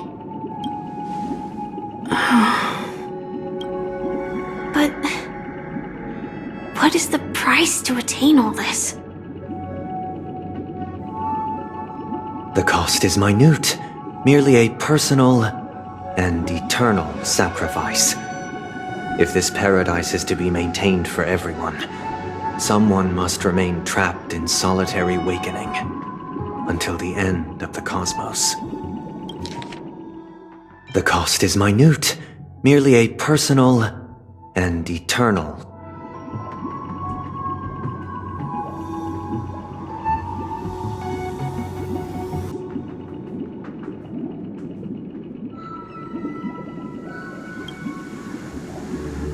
Awakening. Which means that this so-called paradise is still a dream.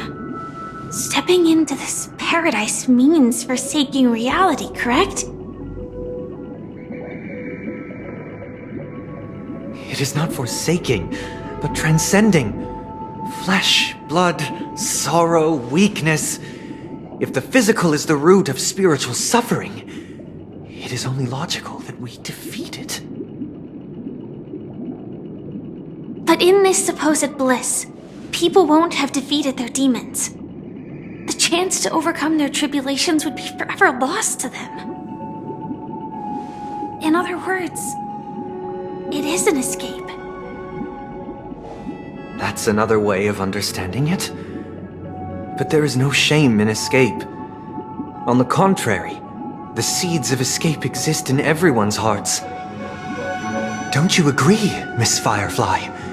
And as for why life slumbers, it is because we are afraid to awaken from our dreams. But this is not in conflict with the grand plan. Only in acknowledging this can we truly understand the frailty of human nature, and from there, show compassion and protection.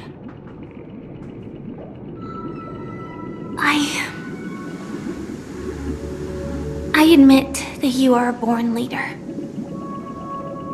Your perspective on humanity brims with pessimism.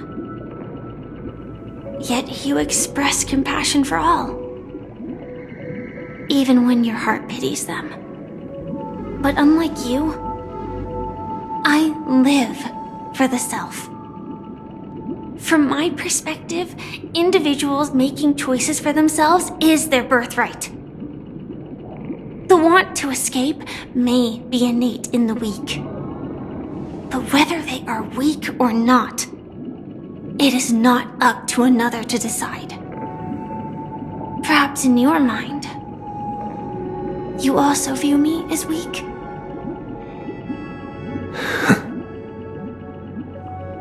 Because I don't think so. Since Miss Firefly has said her piece, the Astral Express will also naturally give you our answer. We'll leave it to you, just as Mr. McHale instructed before. Tell him our choice.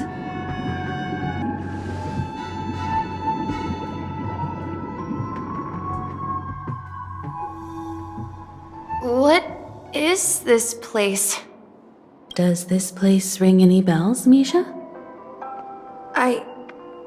I don't know, but I feel a sense of deja vu. What is this place? It's the realm within a dream bubble. This was left to the Astral Express by a nameless, but weirdly, when we entered it, it was completely empty.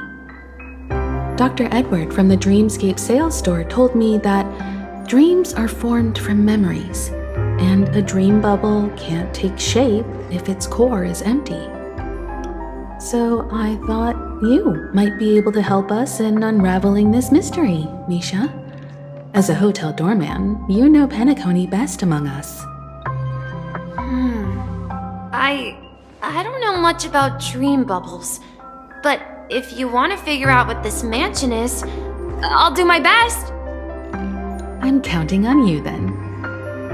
Himeko, I still don't get it. Why were you so sure that Misha had a connection with this dream bubble? I wasn't sure. It was just a hunch. But since Misha feels familiar with this place, my hunch might be correct.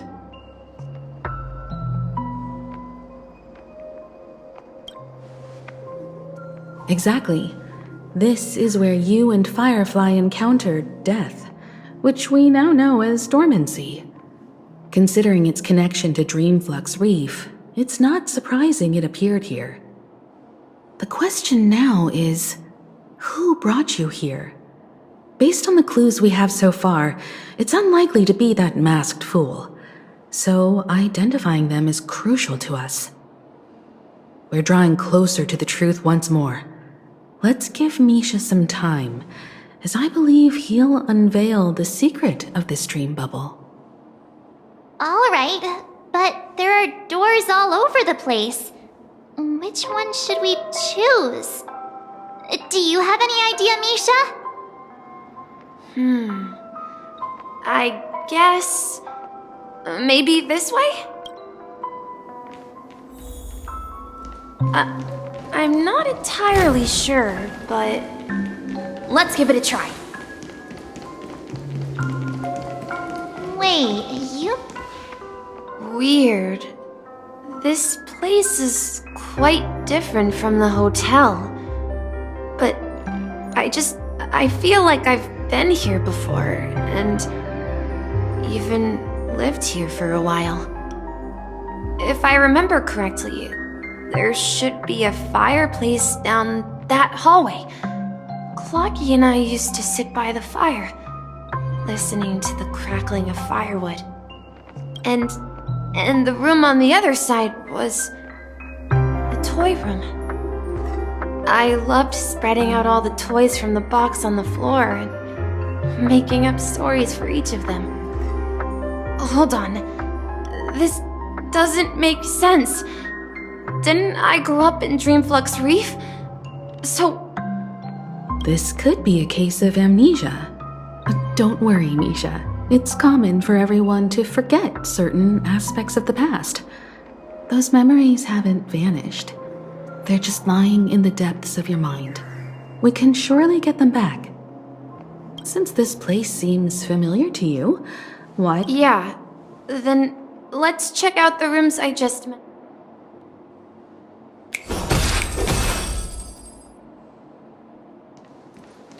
Tick-tock. Tick-tock.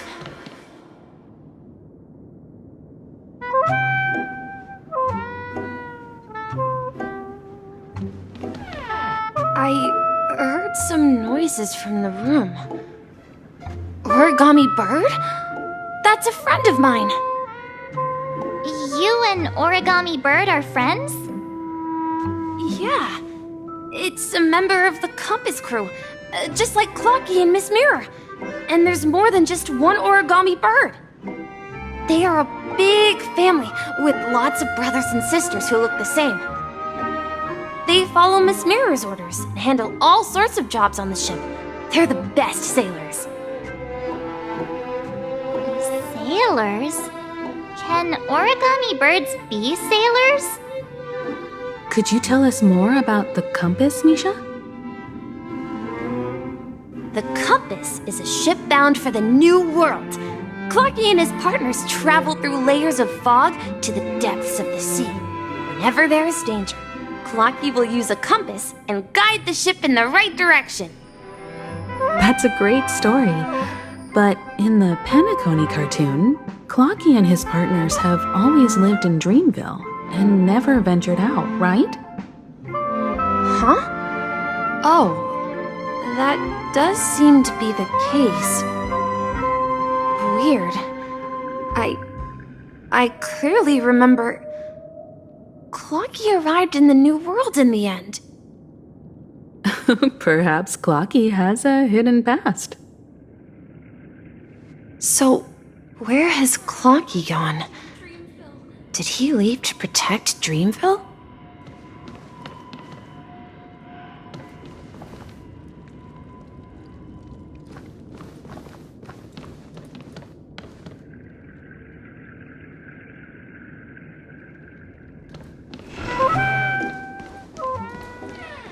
Tick-tock. Tick-tock.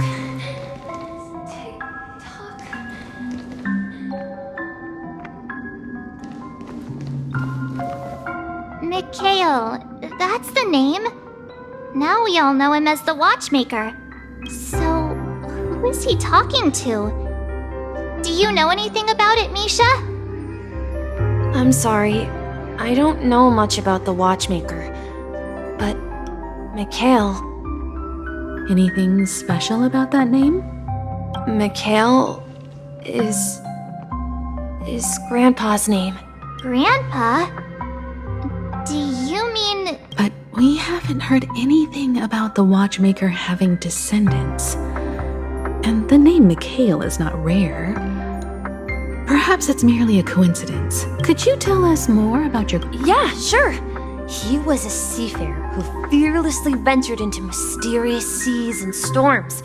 He was always on the sea and had lots of friends who accompanied him on his travels. He didn't want me to call him Grandpa because that would make him sound old. He believed he was still young. The name Mikhail was given to him by his parents, Mihaly and Elise, both renowned seafarers. Every time he came back, he'd share his logbook with me and tell me about his adventures at sea. I want to become a great adventurer, just like him. It appears that the seafarer has nothing to do with the Watchmaker. So, perhaps it's just a coincidence? So, where is your grandpa now? He went off on a new journey, and it's been quite a while since I last saw him. I think I hear the sound of water. You once mentioned there's a magnificent fountain up ahead.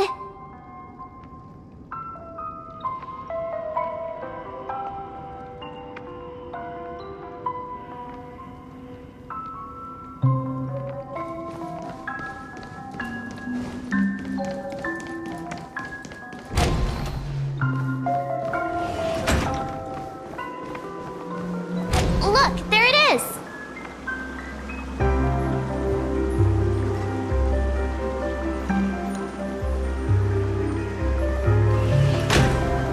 The water resembles a precious jewel embedded in the dreams of all seafarers. Every time I gaze at the shimmering lights beneath the waves, it feels as though I'm back in this place, standing by your side. Have you recalled anything, Misha? Yeah, I saw these sentences in Grandpa's logbook. He used to say that despite the perils of the sea, whenever he stood on the deck in the afternoon, overlooking the sparkling waves, he would think of this fountain in front of his house. He often said that those moments felt like returning to his family's side, and the difficulties at sea didn't seem quite as challenging. You know, I quite understand such sentiments.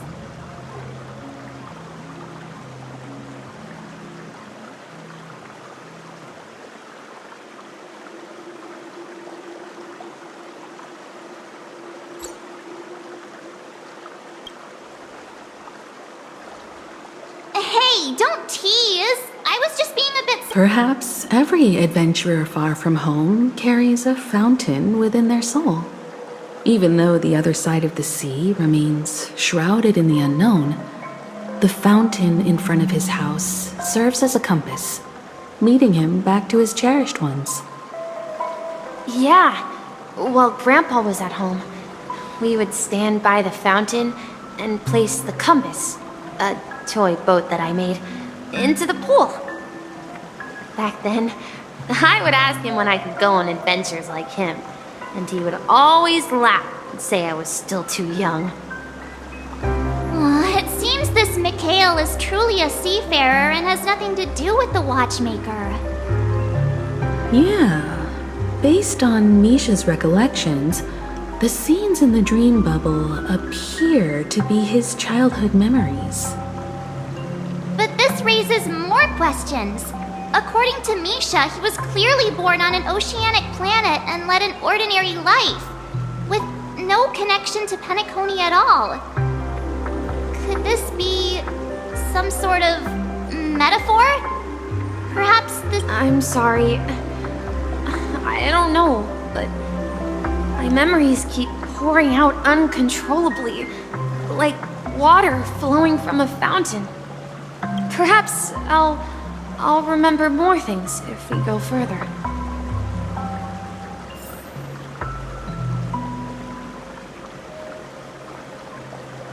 I wish to share your burden.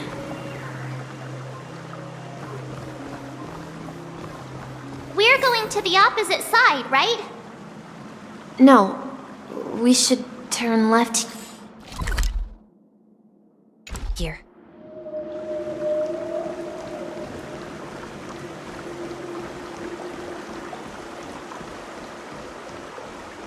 Huh? Something feels different about this place. This is it. I remember this corridor.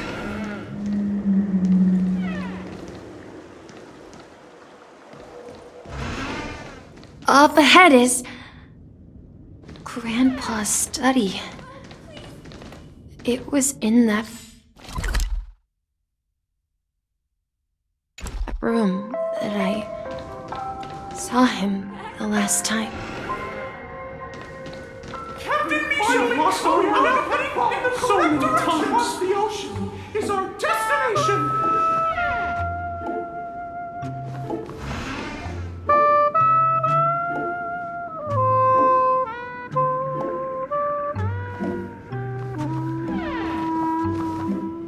The atmosphere in this room feels totally different.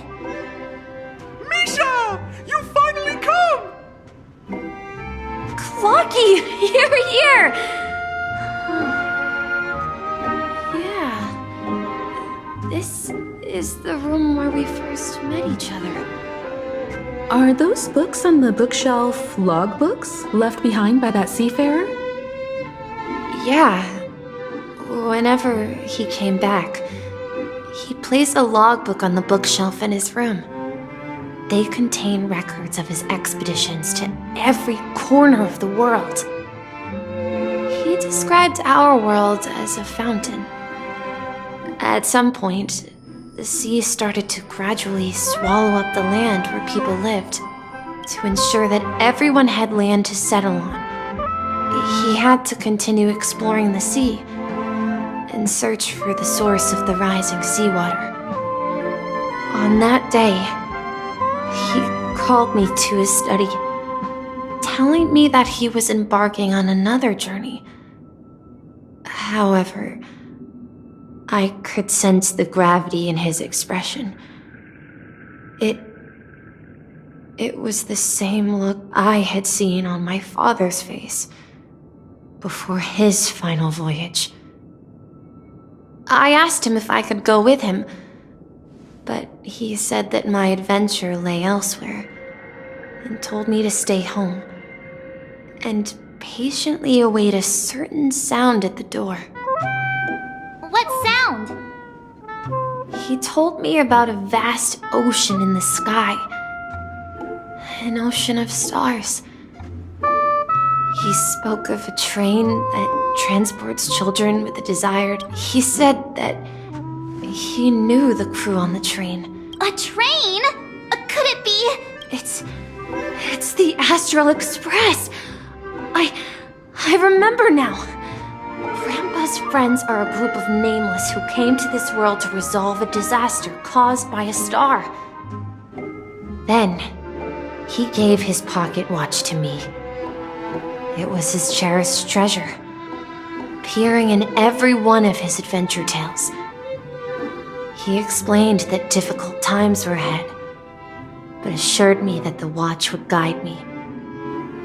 He said, as long as I kept moving forward, I'd eventually reach my desired destination.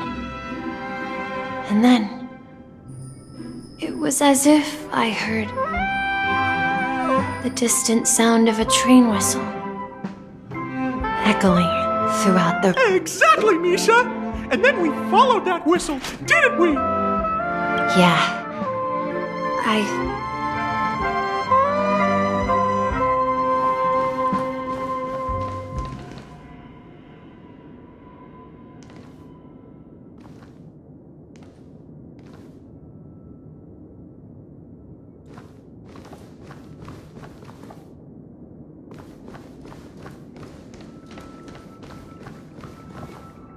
This is the dream jigsaw, right? Do you remember? Hey, the shape seems to match. Looks like we're just one step from...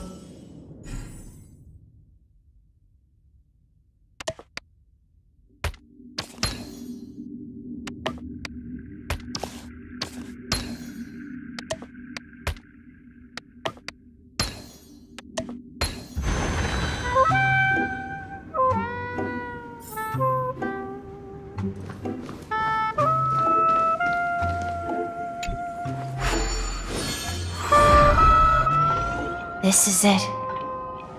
This is my room of clocks while I spent my time waiting for Grandpa to return from his voyage. Walter gave me this workshop, and it became my secret base. Here, I learned how to repair clockwork and gears out of my fondness of precision mechanics. And I was born and raised here. So, this building in the dream bubble is your childhood home? Yes, but not exactly. To be more precise, this dream bubble itself is my home. Looks like you've remembered everything now. Wait. Why does it feel like everyone else knows something I don't?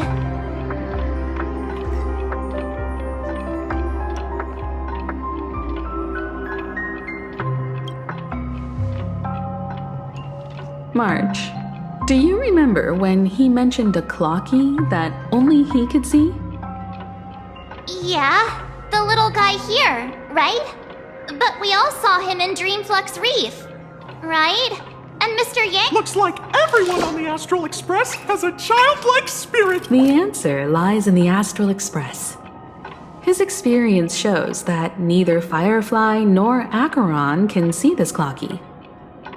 And when we were in Dreamflux Reef, you may have noticed that for some reason, nobody outside of the crew had ever talked with Clocky.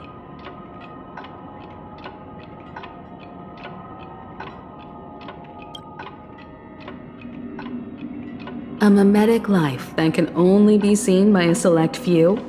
It's just like a hidden message left by someone for the nameless. But Misha can see Clocky too, right? They even grew up together. But Misha hasn't started— That's the key to the mystery, March. Have you ever seen anyone outside of— wait. That's the answer, March 7th. This dream bubble is the place where I was born. And I'm a dweller in this dream. Just like a memory zone meme. I should have stayed here and waited for you. But when reality and memories merged, I unconsciously pushed open that door and left the bubble with Clocky. So it's not that the Watchmaker's dream bubble is empty, but rather the stuff inside ran away? And the whistle you heard was the sound of the Express arriving at Penacony. That's one way to see it, but how about we start with your name? Now, should we call you Misha, or— Thank you all for helping me rediscover my true self. Now, please allow me to reintroduce myself. I was born on Lushaka, in the Presmere system, adopted by seafarers Mikhail and Char. They gave me Mikhail Char Legwork, or simply Misha. If you prefer, you can call me by a more familiar name, the Watchmaker. So, you're the Watchmaker himself? Unfortunately, that legendary figure is no more. I am only a reflection of his life. As for the child who has been with you, he's the innocent protagonist of Misha's childhood dream. Friend of Clocky, a young apprentice, and a future mechanic on the Express. And this also marks the beginning of his journey, devoted to the Trailblaze. At the end of the journey, I left this little flame, which I so cherished. However, he somehow left the dream bubble and forgot all about his task. I apologize for all the confusion this caused. Because he was born with a desire to trailblaze, wasn't he? I don't think Misha has forgotten his role as a guide. He remembered it, and that's why he mistakenly appeared as a hotel doorman in his dream from the very beginning. The one who brought our unconscious friend here must have been Misha. If that's the case, we encountered the Watchmaker's legacy from the beginning, didn't we? Well, I have a sarcastic friend who says I always take big detours and end up back where I started. Perhaps that's what every nameless has to go through. But in the end, you found me. I'm sure you're all wondering what my legacy is. I believe my hound has mentioned the Stellaron and my wealth. If I may apologize, the Stellaron part is real. As for my wealth, however, it's nothing more than a baseless rumor. I left my homeland as a child and embarked on the journey of Trailblaze. I traveled to various planets until finally reaching Asdana, where my friends and I built the original Penacony and fought for its future ever since. I've been moving forward all my life, doing what I could to overcome the obstacles in my path. But ultimately, my journey reached its end, and I left behind no possessions worth entrusting. So, if you ask what's left within this worn-out train engine that can be called a legacy, I suppose it's the things that are still burning in the engine's furnace. Now that you're well aware of the current situation of Penacony, I certainly hope that you'll help me get this world back on track. But I'll leave that decision to you, for the path of Trailblaze is never paved by others. All I have for you is a story and 2 gifts. I want to give you my pocket watch. It has accompanied me throughout my long journey, guiding that naive child forward, and has been blessed with the presence of so many great people up to this day. And my hat, too. The one who navigated for me placed it on my head and planted a fanciful thought in my mind. The trailblazing expedition will never end. Now, it's time for you to make your choice. Once you've made up your mind, open that door and enter the long dream of an old man. I'll be waiting for you at the end of this corridor of time. All right, everyone. Let's make a decision, although I don't think anyone will have any. Of course. In that case, then let's proceed together to the end.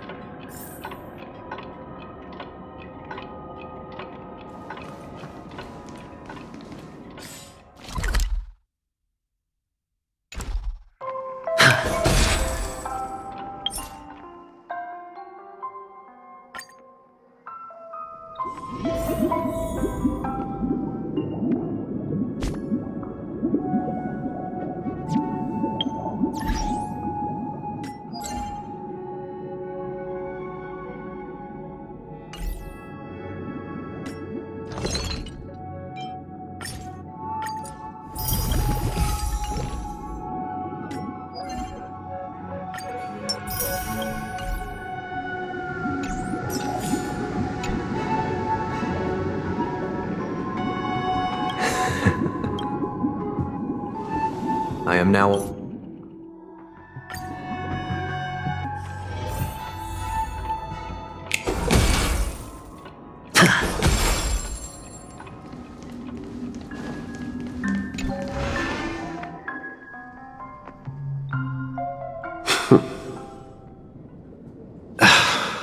Mikhail, where are you going? Someone has to step up and save Lushaka. So why can't it be me, Misha?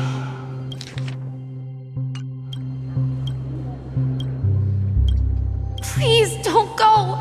And if Even without me, you know how to... Now go! Or that... Where are you going, Mikhail? I'm going to clean the floor in the parlor car. I've promised the conductor. Wait, first tell me. Yeah? I know what it looked like before. Well, it's the hands, Mr. Ammons. I see. But I only know... Don't worry. Where are you going, legwork? It's time to head to our next... I see. The people of Astana have only achieved... Don't worry. Not all journeys lead to the stars. Yeah. I knew you wouldn't stay on the... This is... Mr... When he departed, he said, farewell, legwork. Where are you going? Don't worry, Micah. Someone has to be at the forefront of the industry. Because you're all we have! Have you forgotten about Tiernan? The cosmos is way more dangerous now. But what will happen to Penacony if we don't... Tiernan. How could I ever forget him? We Nameless won't stop. Don't worry, Micah. If I don't come back in one piece, then you'll become the next watchmaker. Where are you going, old man? Oh, you're here. Answer my question. What are you up to? Relax, Gallagher. I just came up with a great idea. Oh, come on! Aren't all your ideas just ways to get yourself killed? If you die too, the secret of the Stellaron will go to the grave with you. Yes, I'm afraid there's no way out. We'll organize a festival using the Watchmaker's legacy as a facade. So... desperate. Don't we have you here, my friend? This task is challenging, but make sure to send an invitation to the Astral Express. Misha! Where are you going? Oh, it's you, Clocky. Take me to Dreamflux Reef. Last night, I had a long dream about the day we met. Write it down? Why? Oh, so I won't forget it. Of course! You told me that when you were a kid, you lived in a room full of clocks. Those wall clocks and pocket watches grew up with you and were your best friends. Yes, but what I didn't mention was there's a funny misunderstanding behind it. I was a kid, and there was always a special pocket watch in my memories. I wanted to have a pocket watch like that too. Yeah. Every night, we boarded the compass and set sail together. But you know what? It wasn't until the day my grandma gave it to me that I realized it was a compass. So, your name should have been Compassy, and the Watchmaker is just a nameless. We've arrived at Dreamflux Reef. So, where to next? You know, Clocky, I don't think I'll be going anywhere else. Yeah.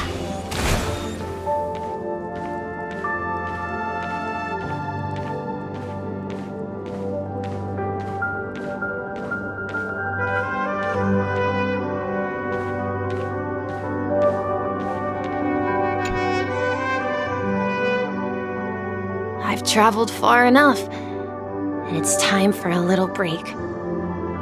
Oh. So, we'll set out again. When you're rested? No, I'll stay here. And then, this is where it ends. This is... where it ends? You told me that the trailblazing expedition would never end. Yeah, that's what I said. So now, it's up to you to decide your next destination. My next destination? What's that supposed to be? I've been following you, Misha. You're acting weird today. If you're feeling down, we can just do what we usually do. With the clockwork. No, I'm not feeling down. As for clockwork, yeah, it resolves all problems in this dream. So, do you know what clockwork actually is? I'm not quite sure. Well, everyone gets lost at times. They may hesitate and doubt which way to go. That happens in this dreamscape and beyond. But don't worry. Everyone goes through moments of uncertainty and hesitation. Eventually, they gather the courage to make bold decisions. Whether it's calming, happy, angry, or sad. All they need is a little nudge to take that step toward where they truly belong. I'm leaving that little nudge with you, and I hope you'll share it with others. Such is the essence of clockwork, the will of the trailblaze. Clocky's hands spin around non-stop, indicating confusion, frustration, and weakness. But ultimately, people still need to move forward. Just like your hands, always pointing ahead. This is where my journey ends. From now on, it is your path to walk.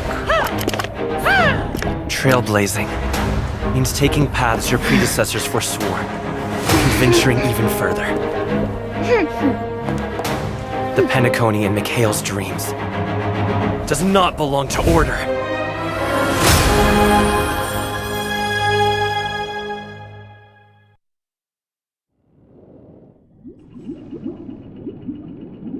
I can't believe that Eon would cast a glance at Penacony at a time like this.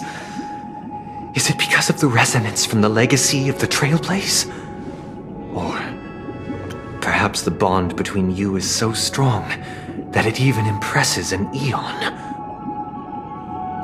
Well, there might be another possibility. Perhaps they want to witness, on behalf of the fallen Eons, who will hold the future of Penacony. If that's the case, on behalf of the Dream Master of Penacony and the 107,336 members of the Oak family, I'm extending a formal invitation to all of you. I'm cordially inviting you all to the Penacony Grand Theater to participate in the upcoming Charmony Festival. And, of course, you won't be in the audience, but on center stage. Since the future of the Stellaron, Penacony, and even the entire cosmos is at stake, let's draw a conclusion there. In all fairness, if you truly believe in Akavili's path, then show me their courage and determination.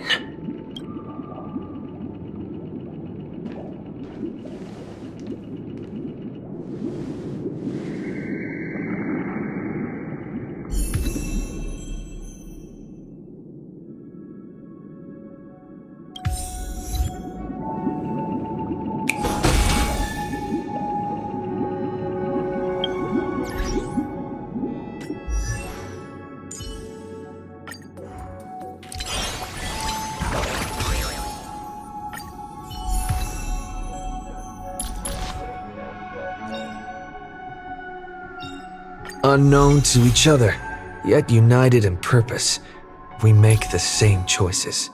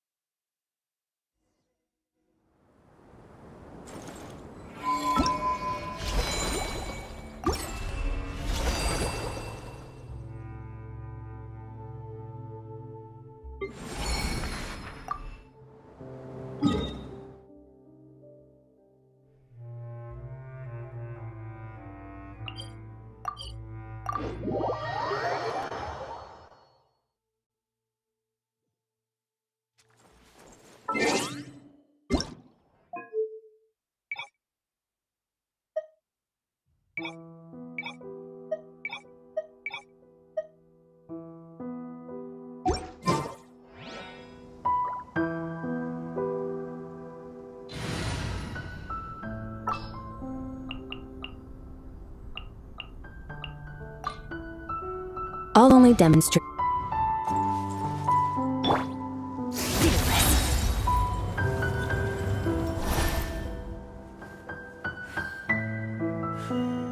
Surge.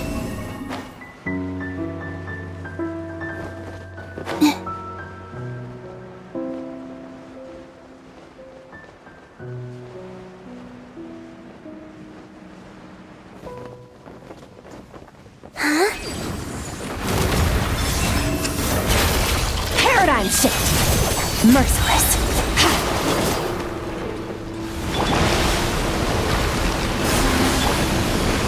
Not too far now. Fearless. Another star goes out!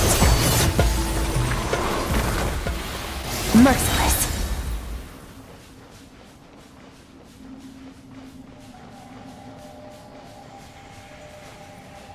Fearless.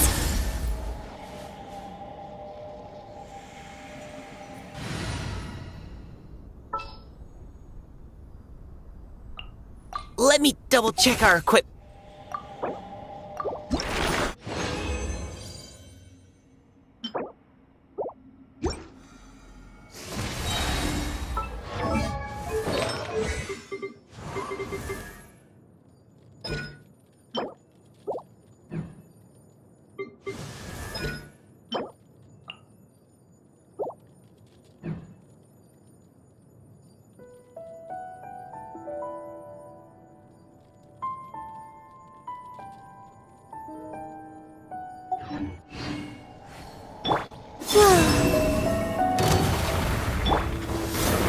Engaging!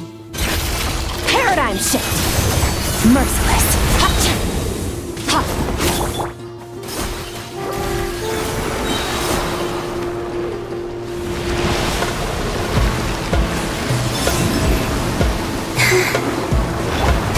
Fearless!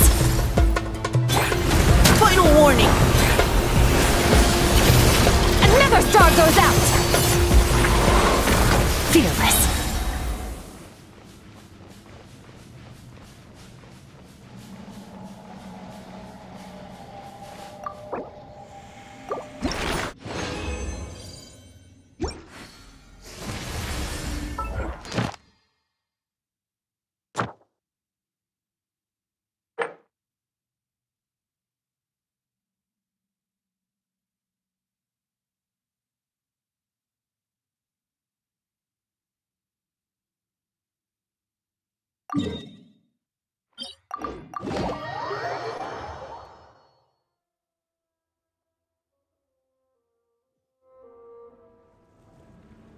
Merciless!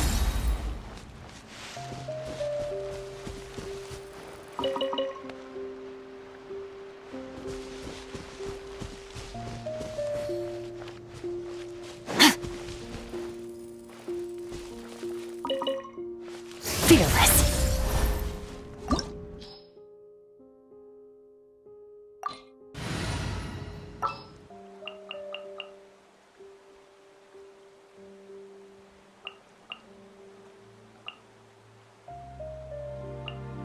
Bags packed and ready to roll.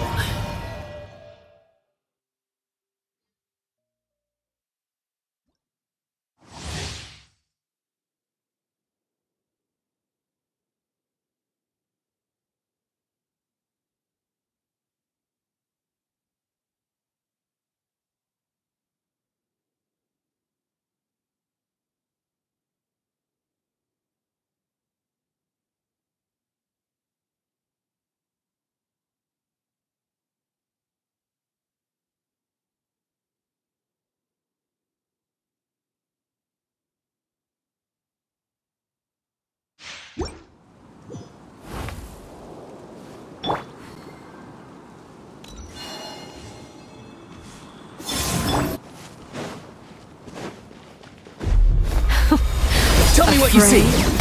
Or do you not even have the courage to be afraid? Is it my Excuse turn me? now?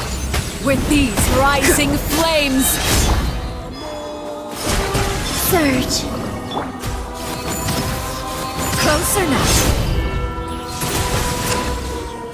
Is it my turn now? Spare your energy. Behind you! Running is of little use.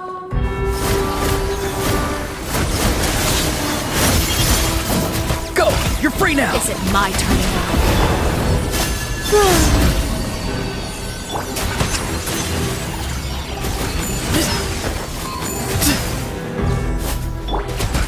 With the fall of darkness, destruction shall rise. Farewell!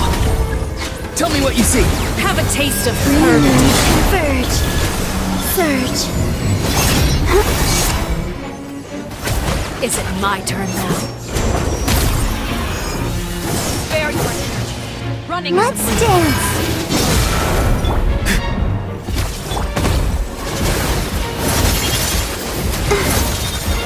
Go, Barbara, go! Is it my turn now? Way ahead of you! Look at us. Trapped like a bunch of helpless animals.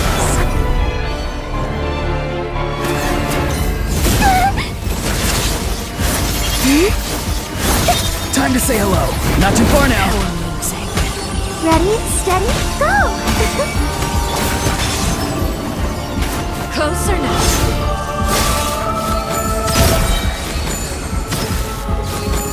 Is it my turn now?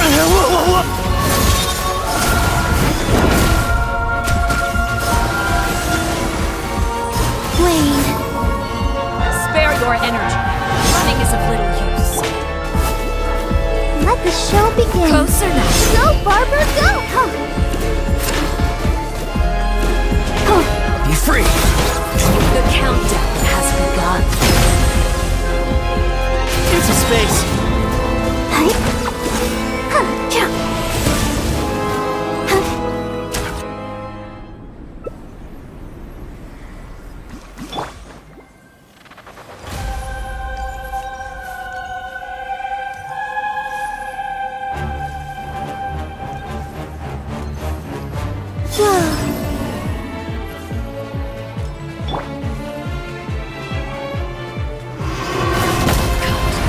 Tell me what you see. Not too far now. My blade is all that remains.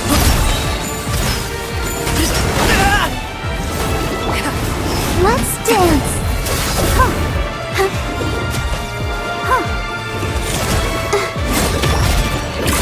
Surge. Farewell.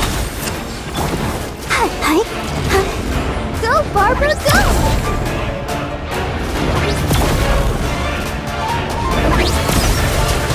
Way ahead of you.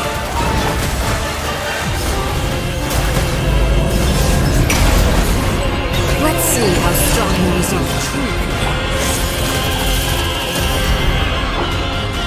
Be free. I'll protect us. The sun and moon have set. Only ruin remains. Struggle in vain. Time to say hello.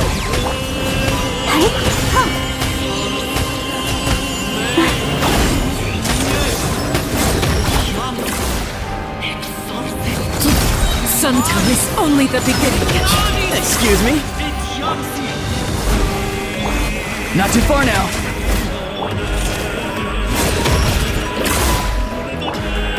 Let the show begin. Into space.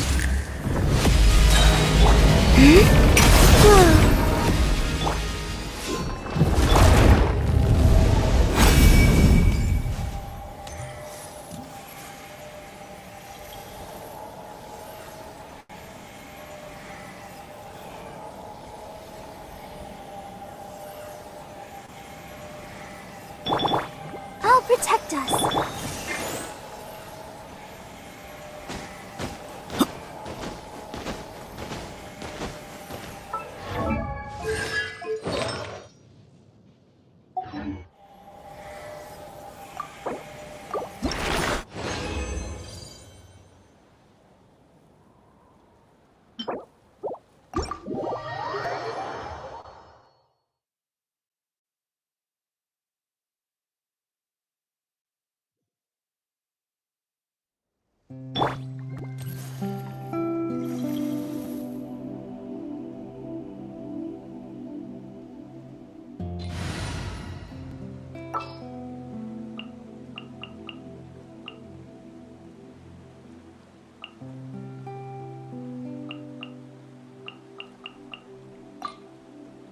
A pleasure to fight by your side.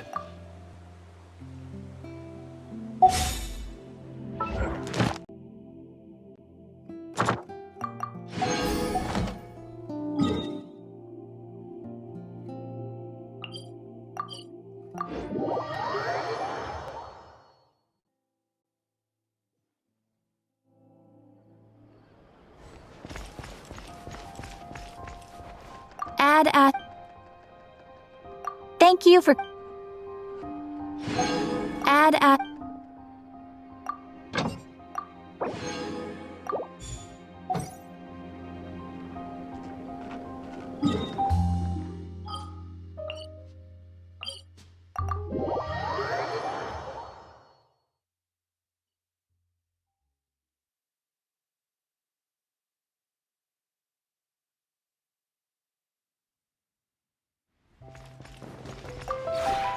This route...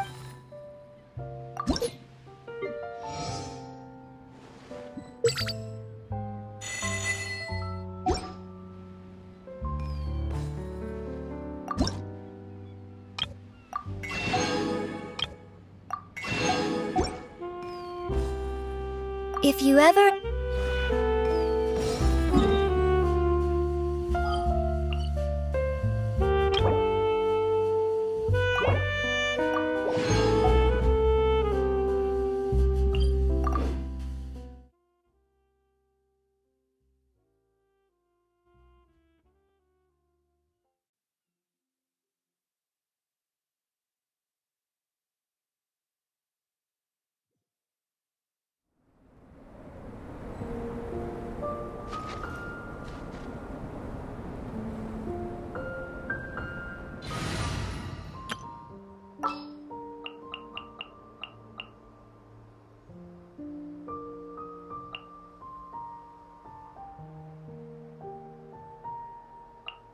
My lance and cross...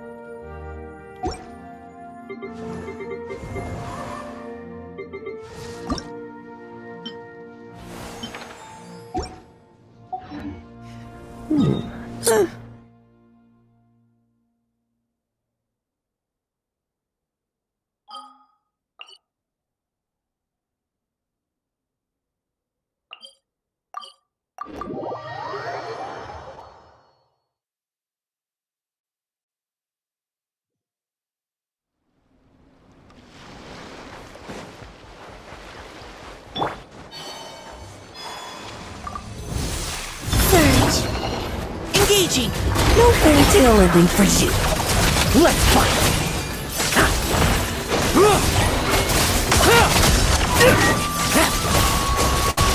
Now's our chance!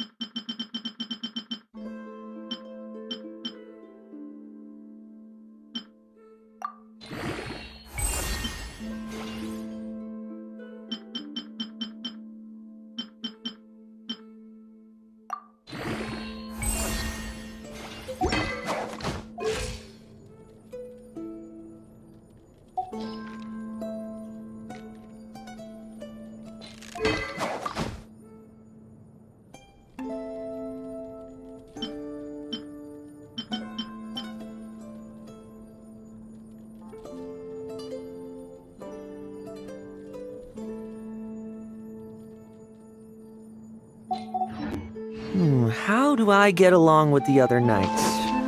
Well, I'm certain I've left a deep impression. That can only be a good thing, right?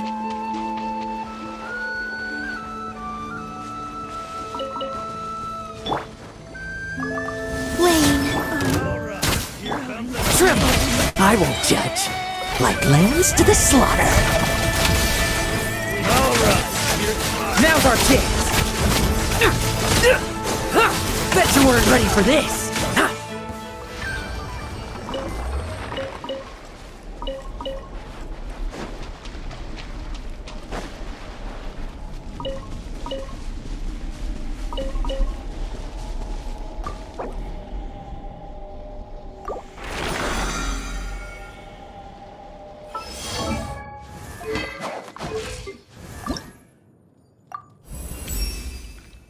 I hope I'll be able to provide more useful intelligence and help take some weight off of your shoulders.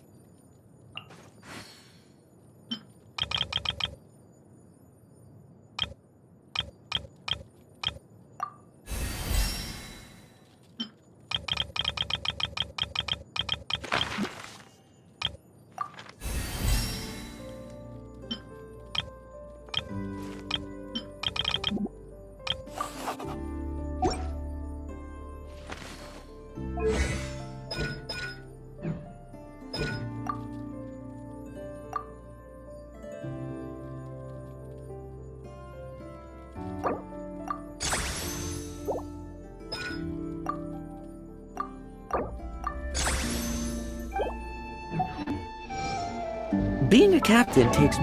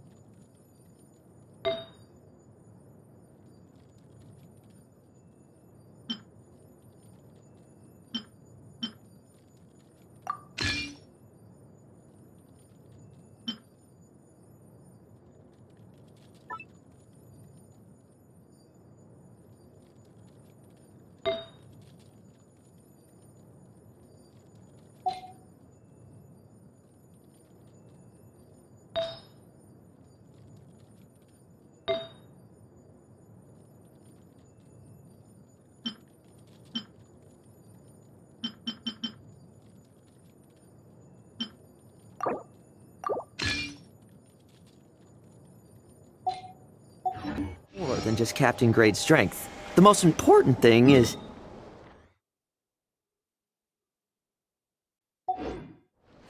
I don't know.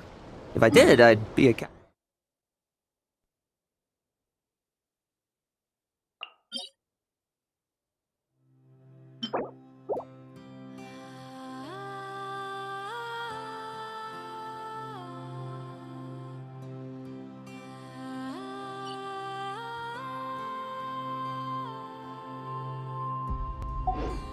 by now.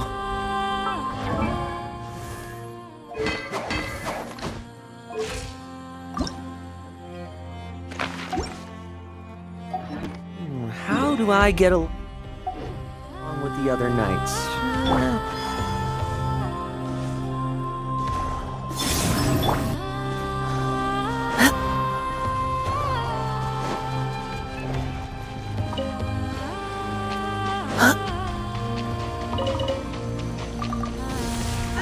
Providing cover fire.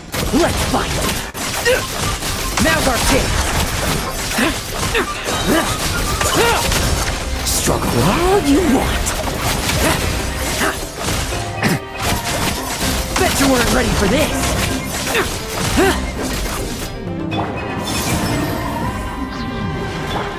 Final warning. Tremble. I won't judge.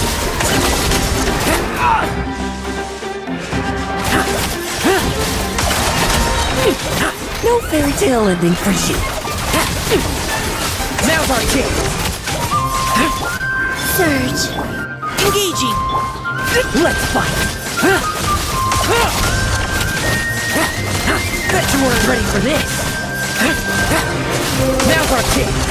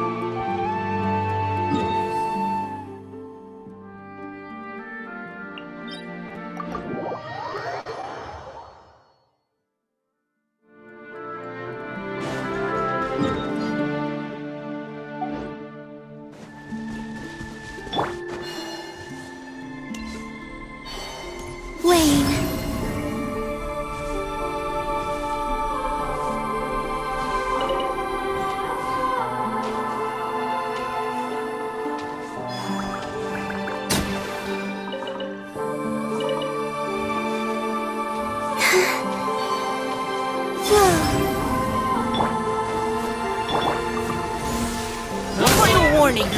Leave none standing.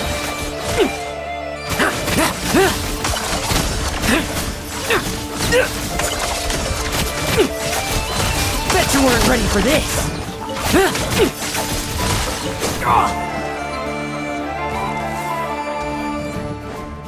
Let's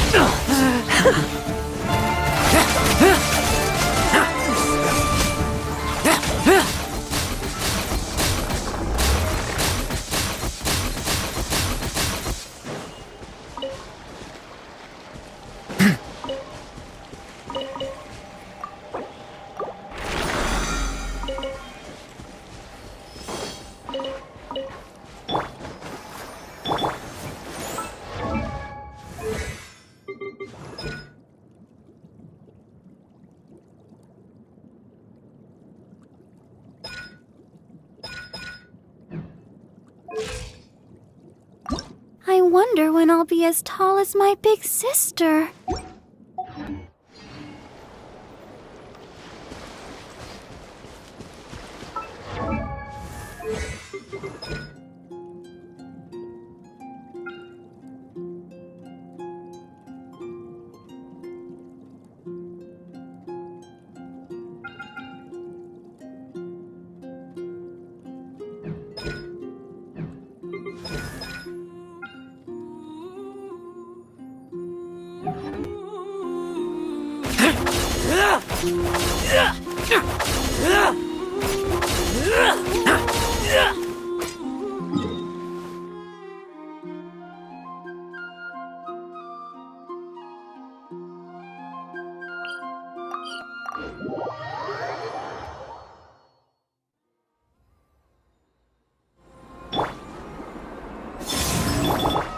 Go, Barbara, go!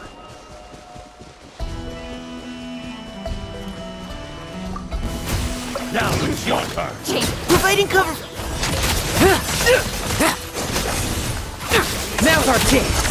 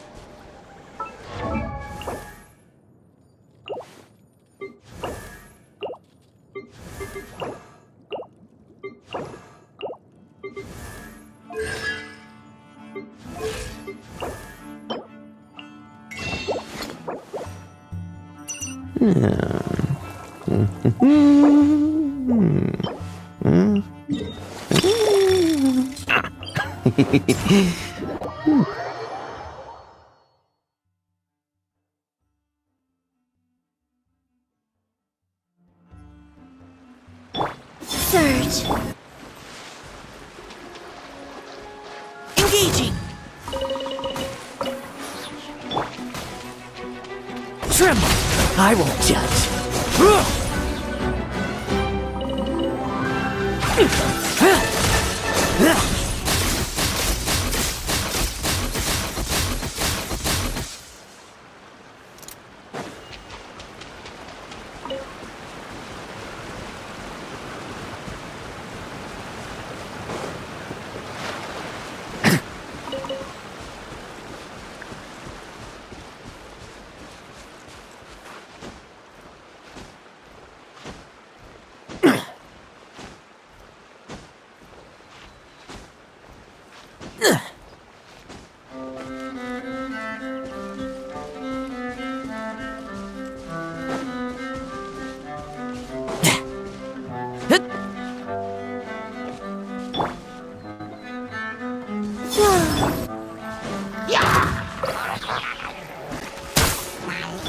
Let's fight!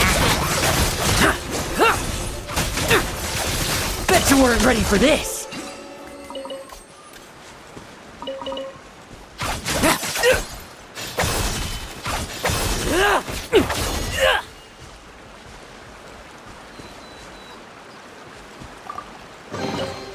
Ah, the spoils of war. Let's see what's inside.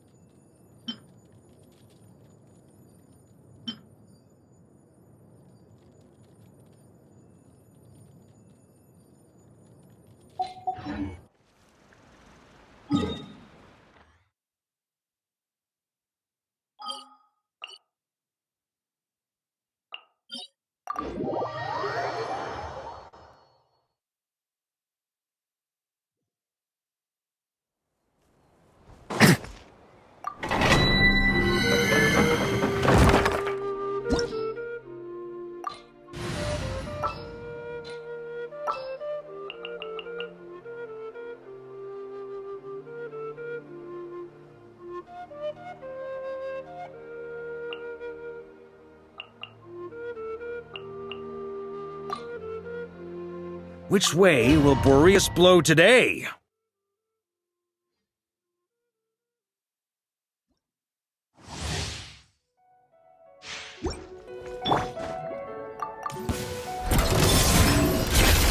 Paradigm shift! Fearless! Surge!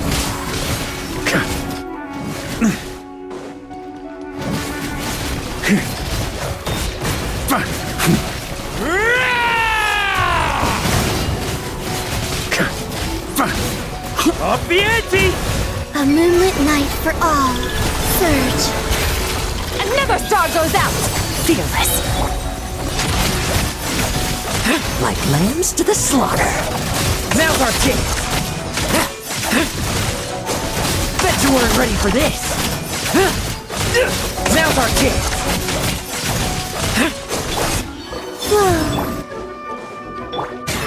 Merciless! Into the void! Surge!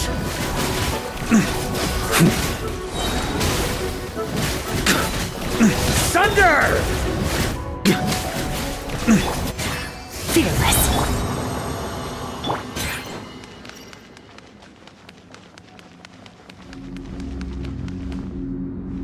Fearless!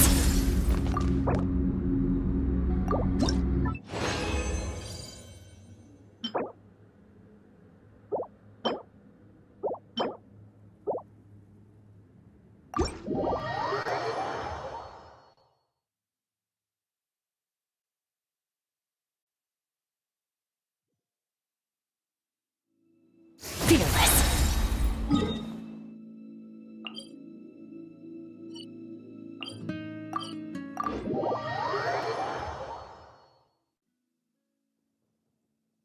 Nice. I like the rain.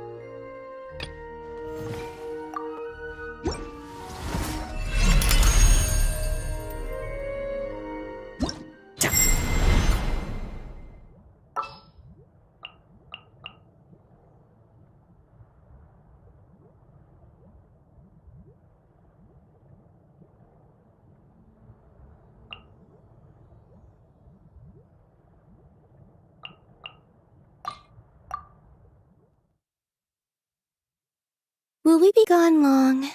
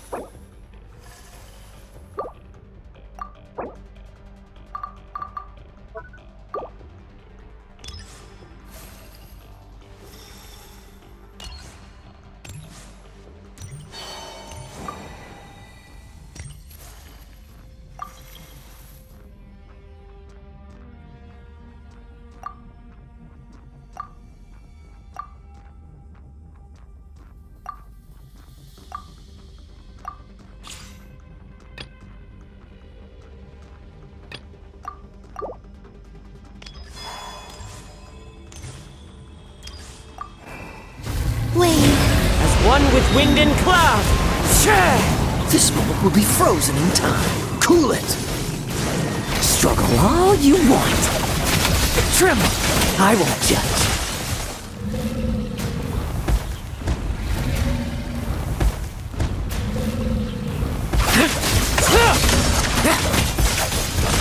Bet you weren't ready for this.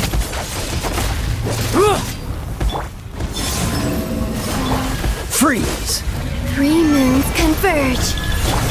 Wind Strider. Let's fight.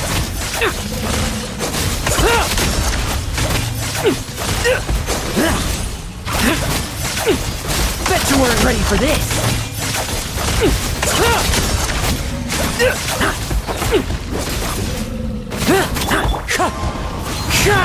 Surge.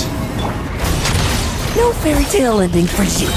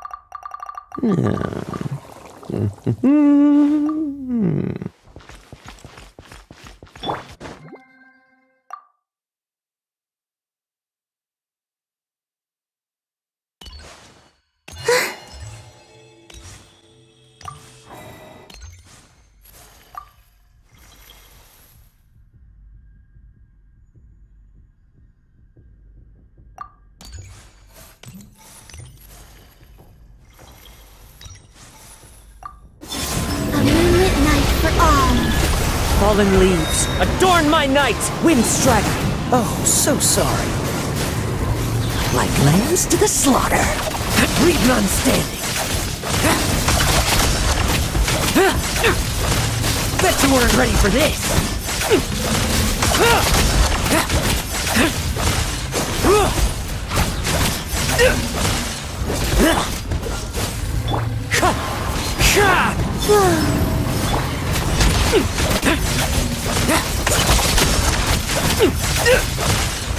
Bet you weren't ready for this. No fairy tale ending for you.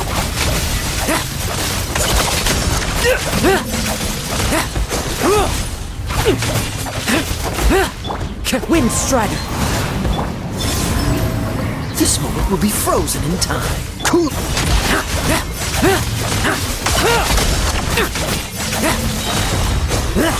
Like lambs to the slaughter.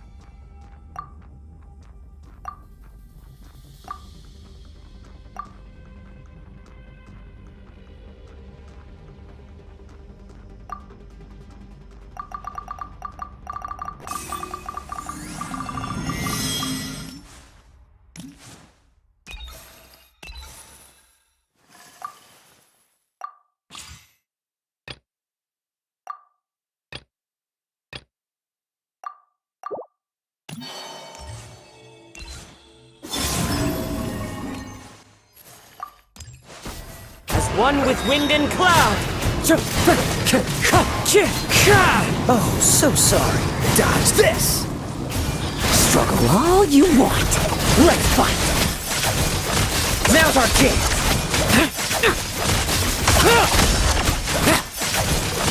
Bet you weren't ready for this.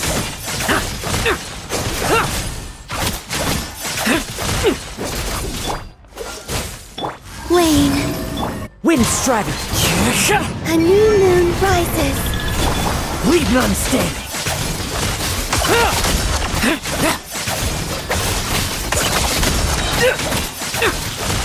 Like lambs to the slaughter. Bet you weren't ready for this. Don't get frostbite. Freeze. Tremble. I won't judge.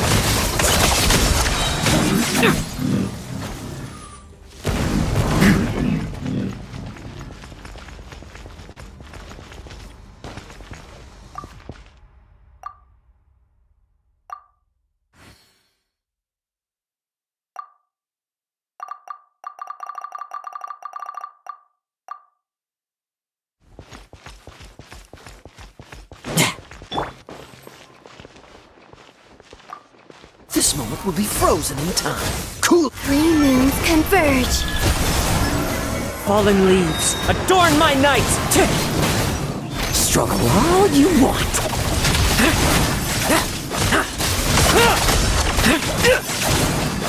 Bet you weren't ready for this. Now's our chance.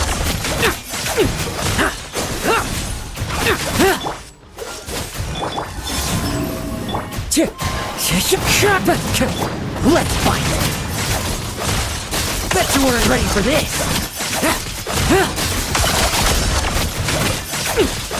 Now's our chance. No fairy tale ending for you. A moonlit night for all. Surge. Don't get frostbite. Dodge this. Wind Strider.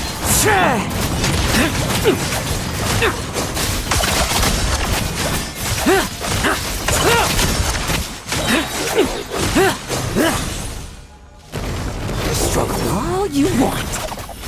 3 moons converge. Wayne. Clouds hide.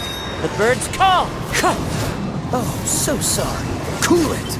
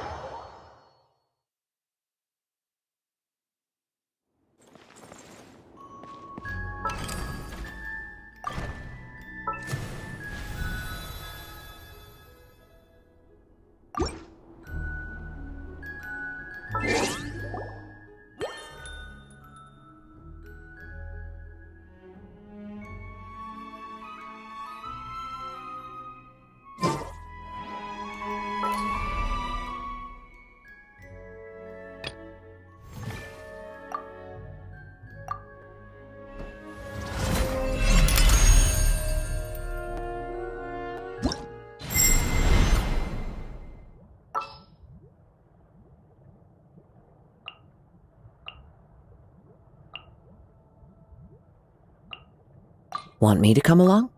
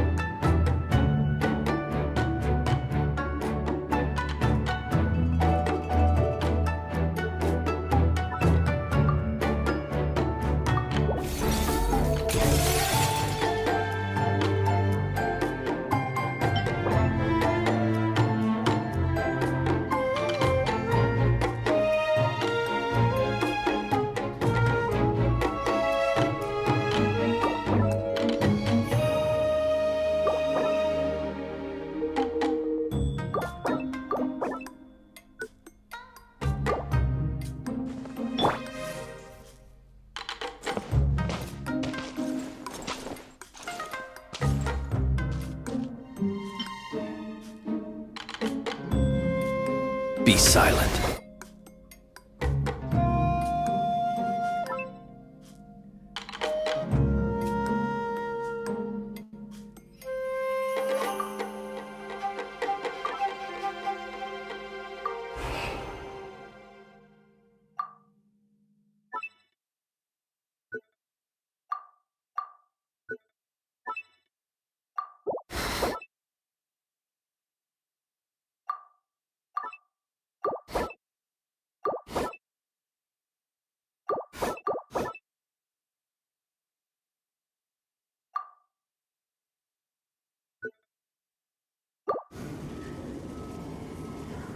Let us have a modicum of patience for the richness and complexity of humanity.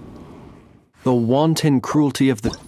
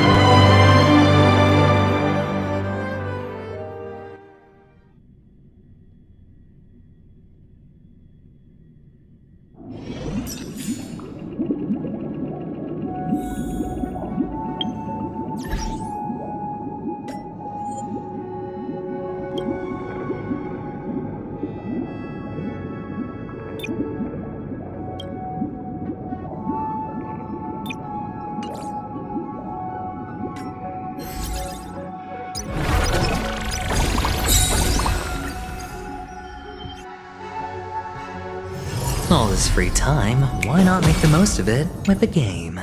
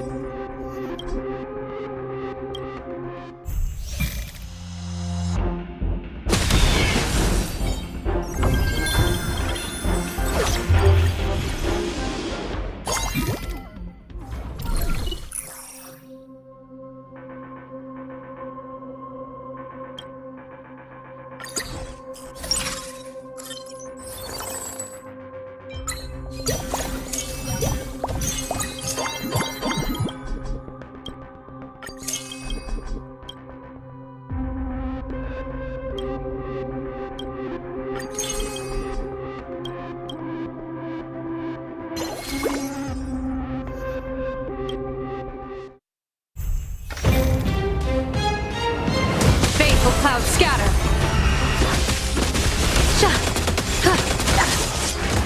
I failed to send you. A bad omen. Don't thank me.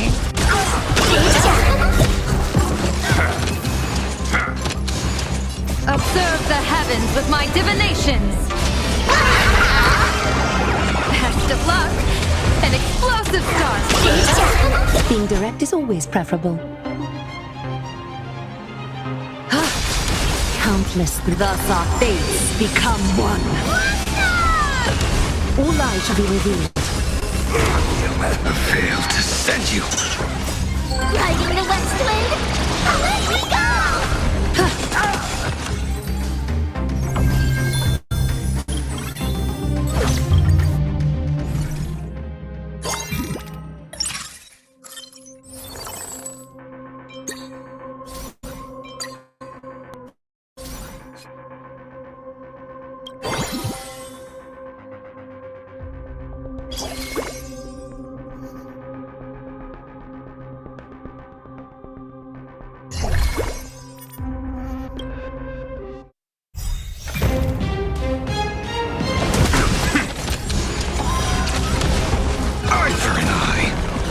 Stars favor us. Riding the west wind, away we go! Fight to the death! I failed to send you. I decide the rules of the game! Go, go, go!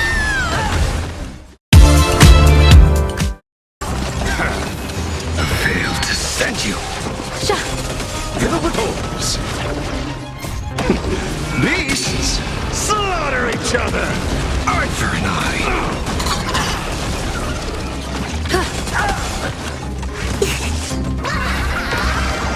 A bad omen.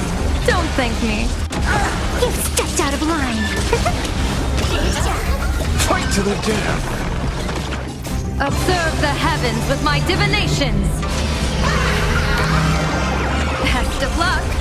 An explosive start.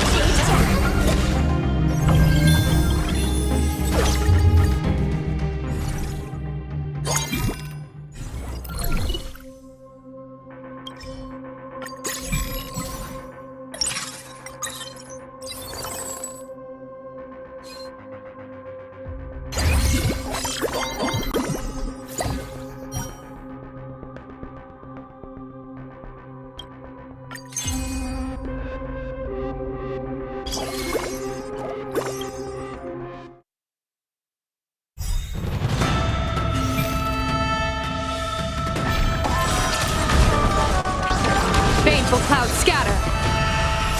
Riding the west wind, away we go!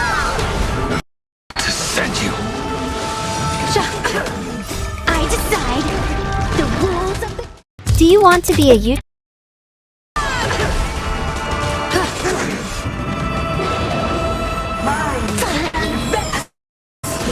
Immortality! A bad omen. Don't thank me. The game is fixed! Wiped him out! I failed to send you. All for the thrill! This next round, real gaming! Observe the heavens with my divinations. Best of luck. An explosive start. You stepped out of line. Feast your eyes, Can you find the answer? Bonus round!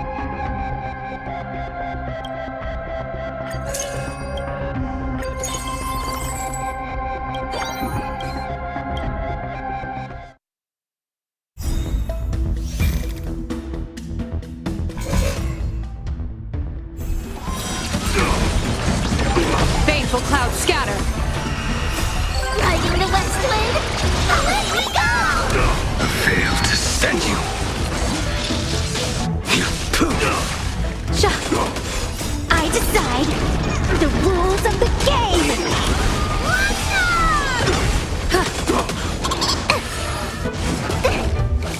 Fine. I failed to send you. Mortality means forever.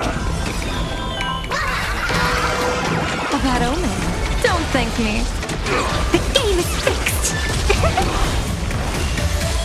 All for the thrill. This next round, real gaming. Observe the heavens with my divinations. Best of luck. An explosive start. You stepped out of line. Feast your eyes, I decide the rules of the game. I failed to send you. Secret of the Saints. Fine. Bonus round.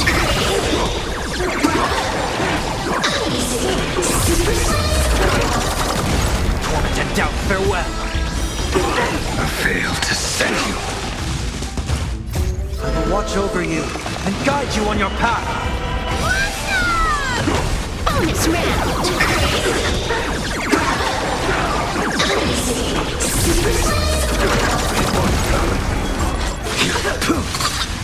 See you later.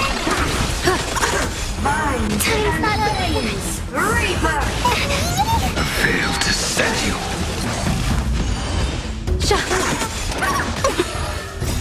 Riding the west wind. Away we go. A bad omen. Don't thank me. The game is fixed. This is Hawkeye.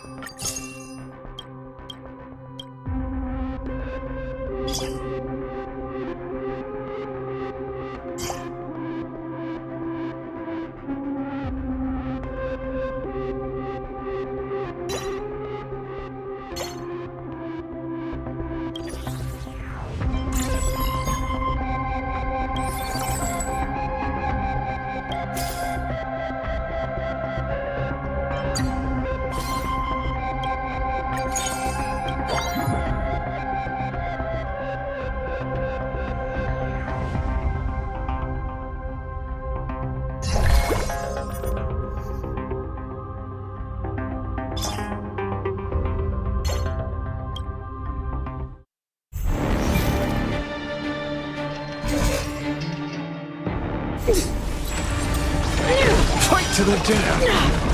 I failed to send you. Stars favor us. Riding the west wind. Away we go! Go, go, go!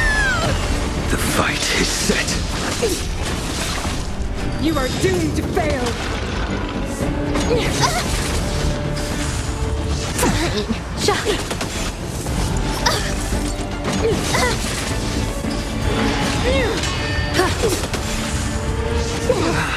Failed to send you. Bad omen. Don't thank me. Wiped him out. Tremble before my power. I will watch over you and guide you on your path. Observe the heavens with my divinations. Best of luck. An explosive start. All for the thrill. This next round, real gaming. Bonus round.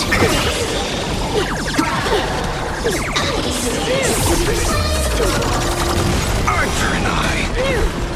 Nothing through you. Fight to the death. Failed to send you. Beasts slaughter each other. Arthur and I.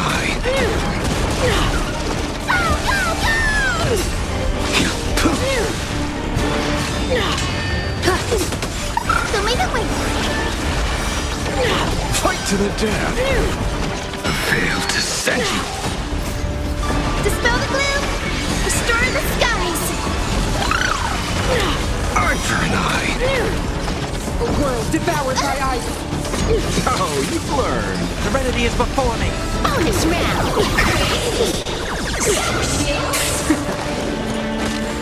Failed to send you. Fight to the death.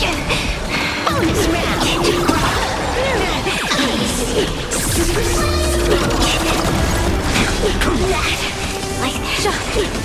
Tremble before my power. Freeze to death.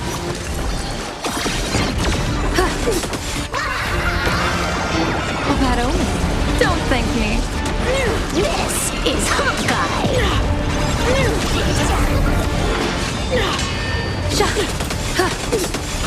Observe the heavens with my divinations.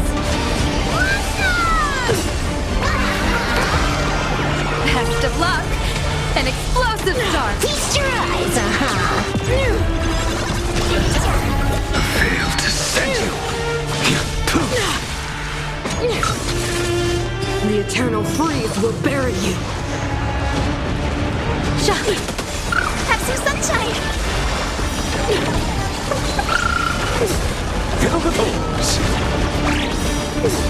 Failed to send you. You know that they promised.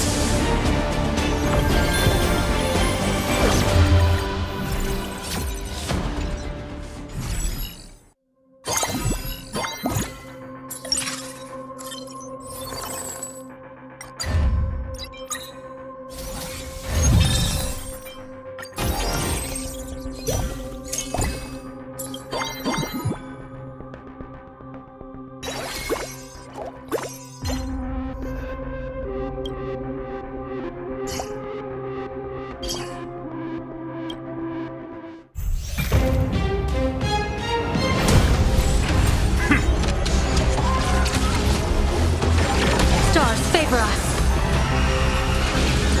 Super big meanie. Failed to send you. I decide the rules of the game.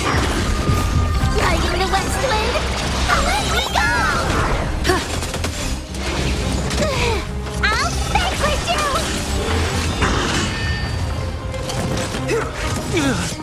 I will watch over you and guide you on your path. This next round, real gaming. Failed to send you. This is Hawkeye. Bonus round.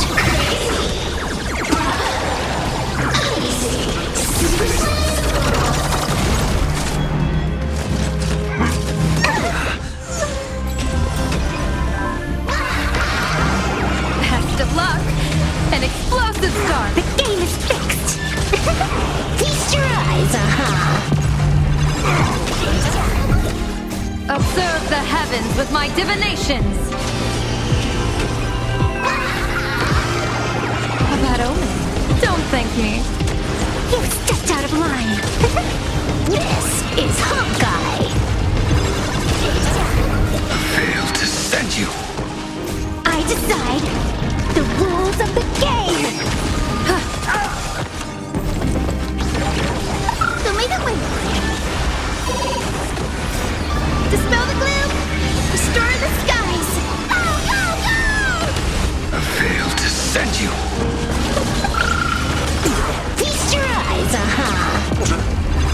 See you later!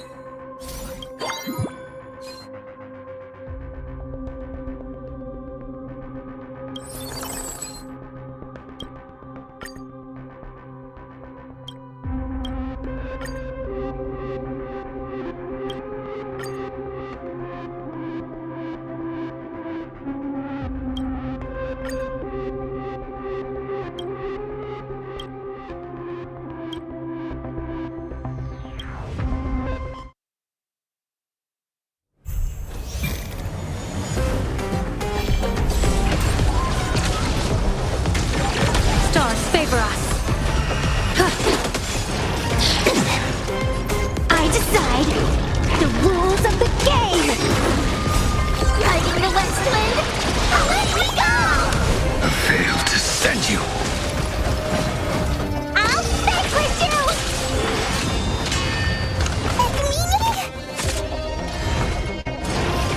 It's of no consequence. I will watch over you and guide you on your path. This next round, real gaming! Bonus round!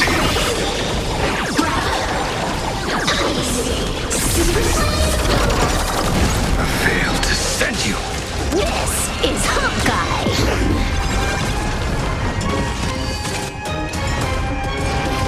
See you tomorrow. Best of luck! An explosive star! The game is fixed! Feast your eyes, Observe the heavens with my divinations! A bad omen. Don't thank me. You've stepped out of line. This is Hawkeye. I decide the rules of the game. I failed to send you. See you later. Show me the way.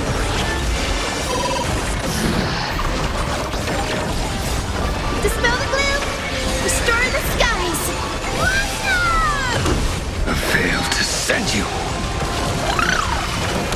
Feast your eyes, Riding the west wind, away we go! Serenity is before me. Bonus round!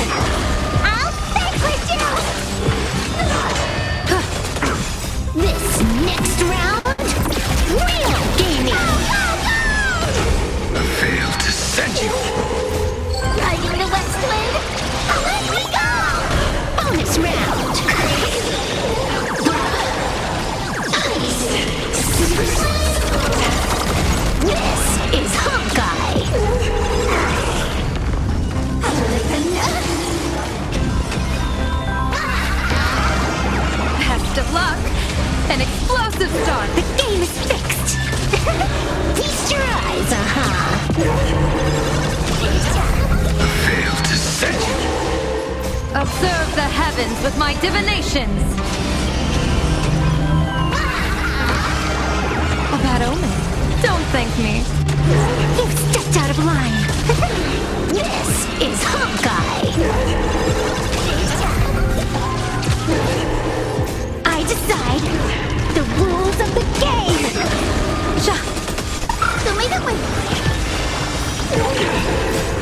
Dispel the gloom. Restore the skies. Sagacious discernment.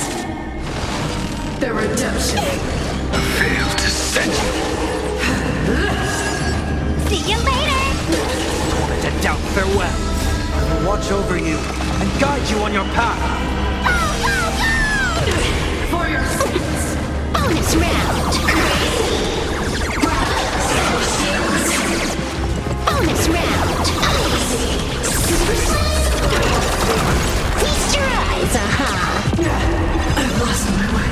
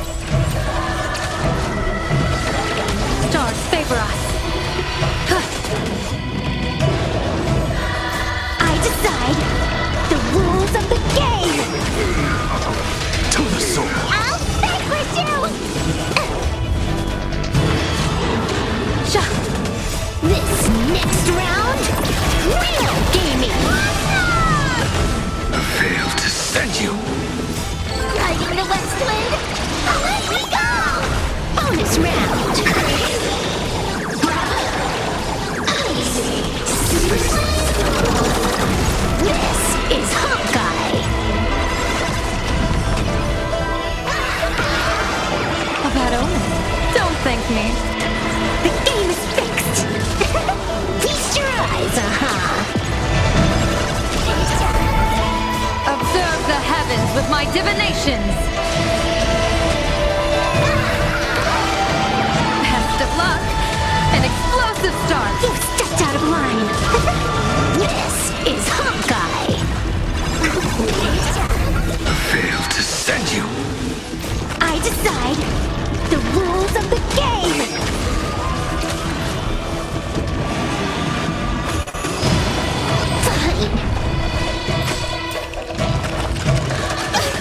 Insanity! I can't thank you enough. Mavis, dispel the gloom! Restore the skies! Failed to send you. See you later!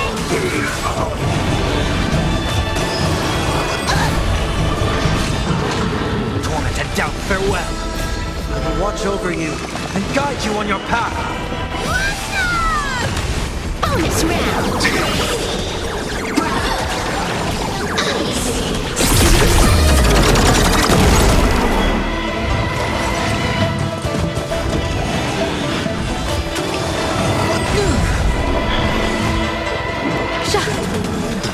To the soul, insanity!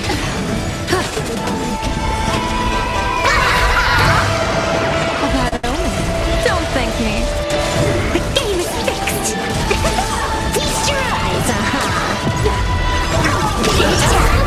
Failed to send you. This is Hawkeye! I decide the rules of the game!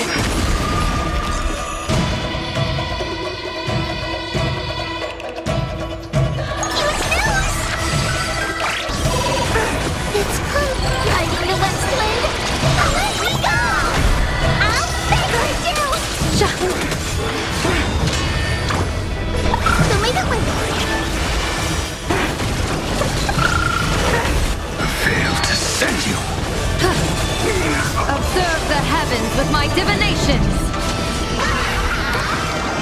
Best of luck! An explosive start! You stepped out of line! Feast your eyes,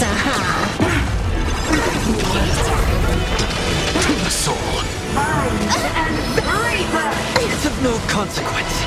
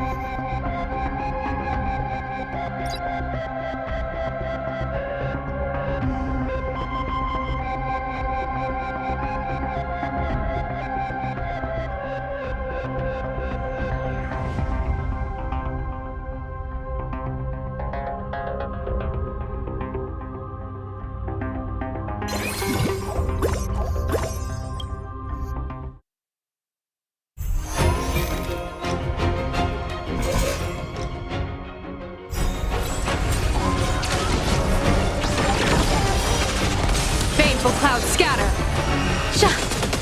This next round, real gaming! I failed to send you. Riding the west wind, away we go! I decide the rules of the game! Insanity. Bonus round!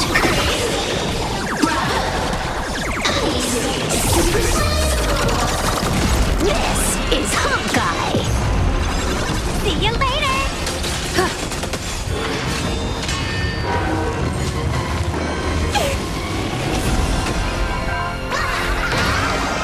A bad omen.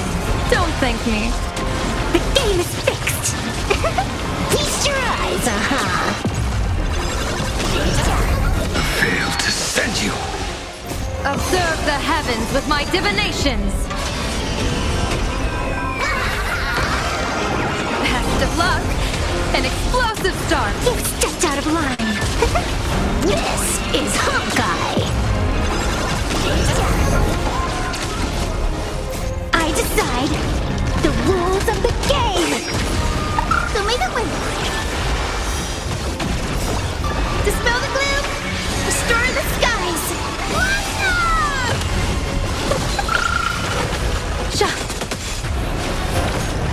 I failed to send you.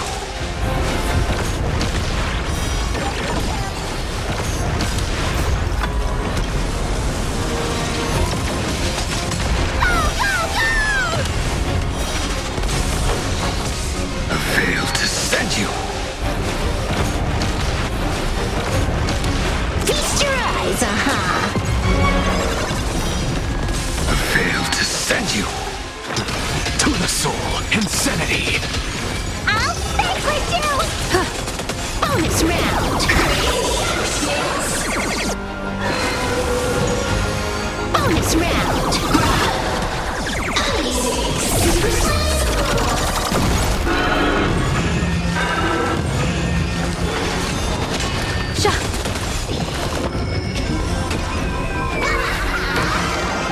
A bad omen. Don't thank me. The game is fixed! This is Hawkeye! I decide the rules of the game! To the soul. Have some sunshine!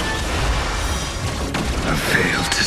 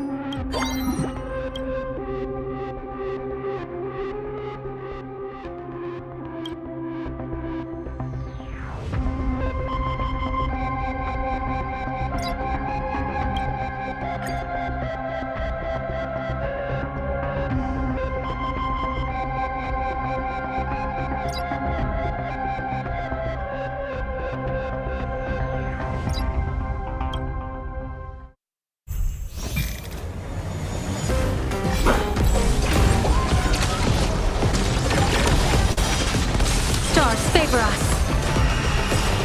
Fine. Failed to send you. Riding the west wind. Away we go! This next round, real gaming. I decide the rules of the game. Bonus round.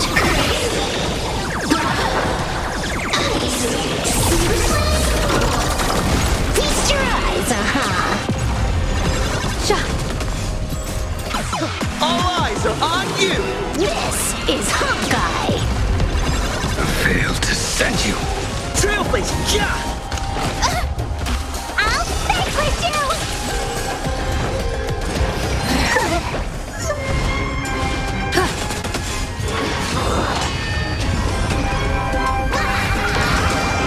Best of luck. An explosive start. All martial arts are mine to command! The game is fixed. Feast your eyes, This is Hawkeye.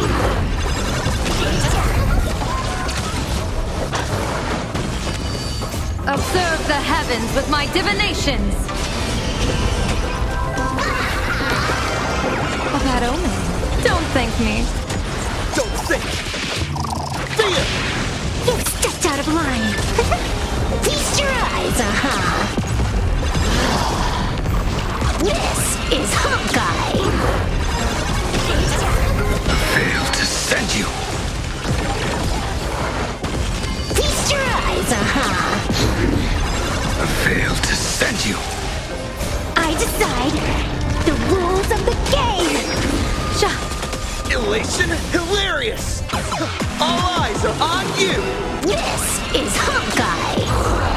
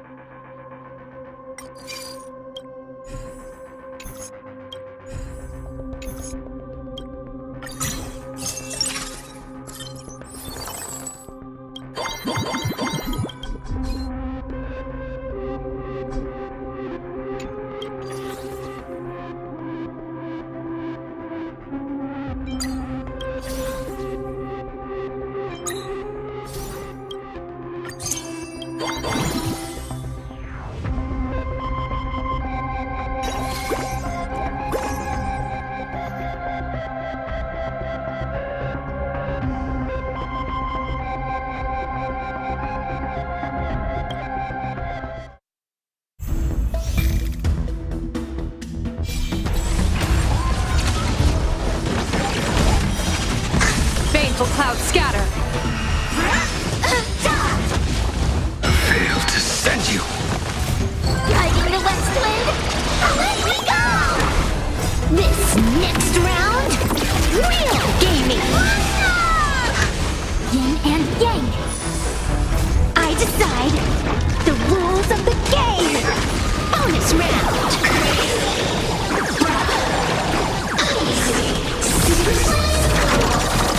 Feast your eyes,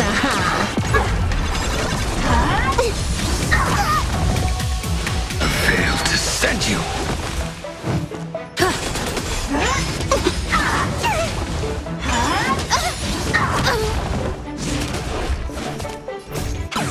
All eyes are on you! This is Hawkeye. Elation hilarious! I'll vanquish you! Don't be rash. Failed to send you. Dispel the gloom. Restore the skies.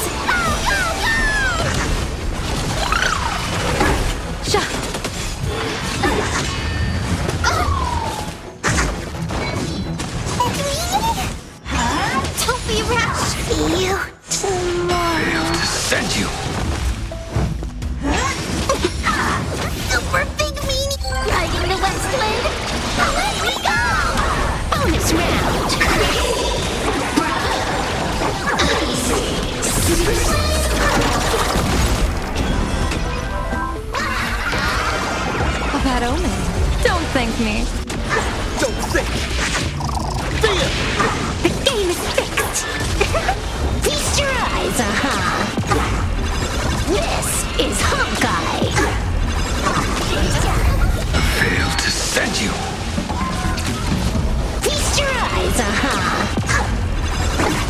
Observe the heavens with my divinations!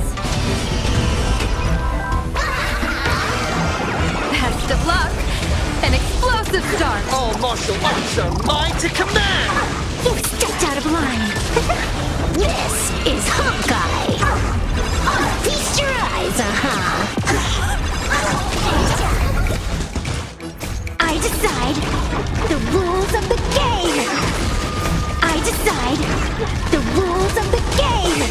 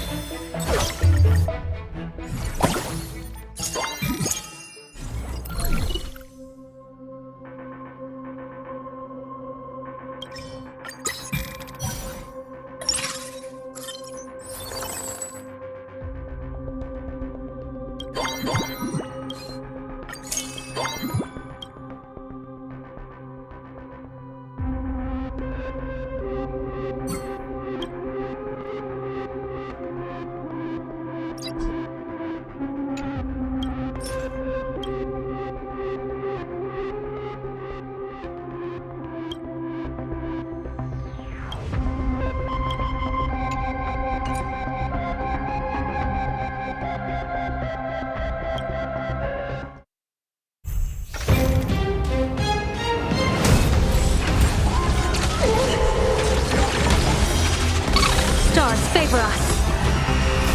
Riding the west wind, away we go! Failed to send you. This next round, real gaming!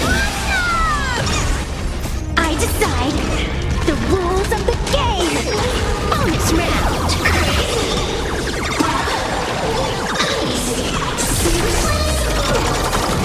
This is Hawkeye! Yin and Yang! Shot! Failed to send you. All eyes are on you! Feast your eyes, Trailblazing, ja! I'll vanquish you! Failed to send you.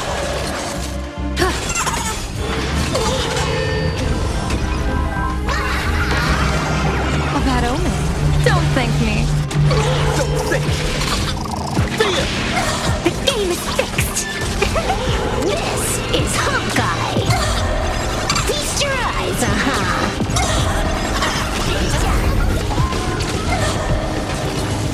Observe the heavens with my divinations! Best of luck! An explosive start! All martial arts are mine to command! You've stepped out of line! This is Hawkeye! Feast your eyes, This is Hawkeye! Failed to send you. I decide the rules of the game! Elation hilarious! All eyes are on you! Feast your eyes,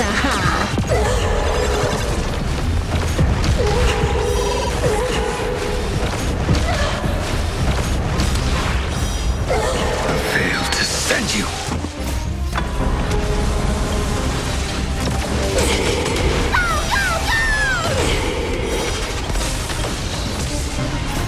Riding the west wind, away we go!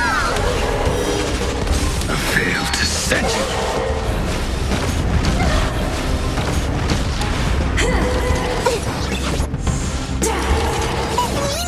Failed to send you. This is Hawkeye! Passing time. See you later! I decide the rules of the game! Yin and Yang! Bonus round!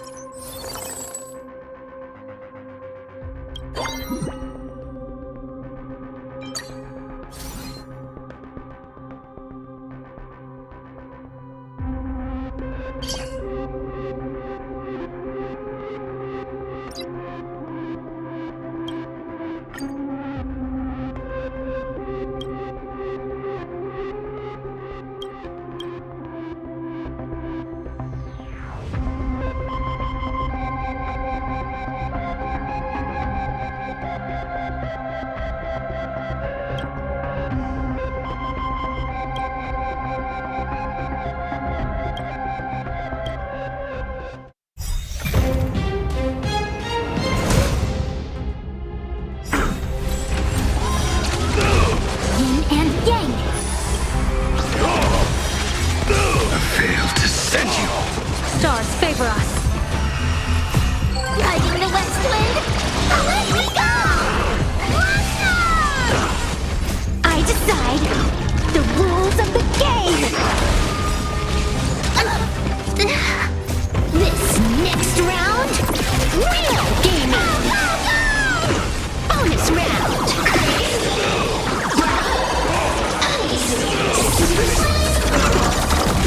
This is Hawkeye.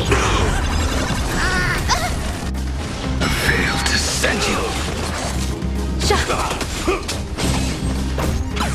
All eyes are on you. Feast your eyes, Trailblazer. Not a step back!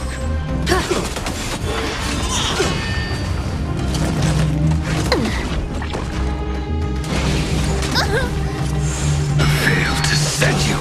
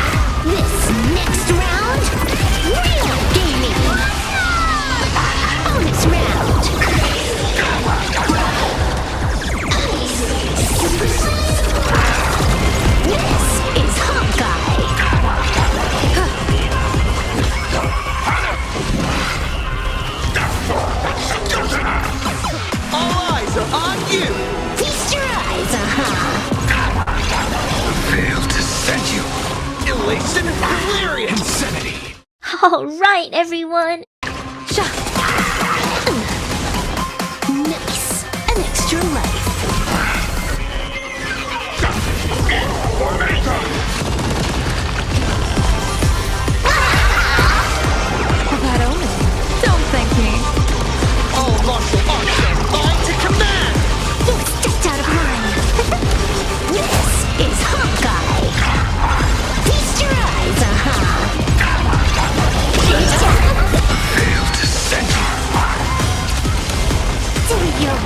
Right, Master Fox, I decide the rules of the game! Observe the heavens with my divinations!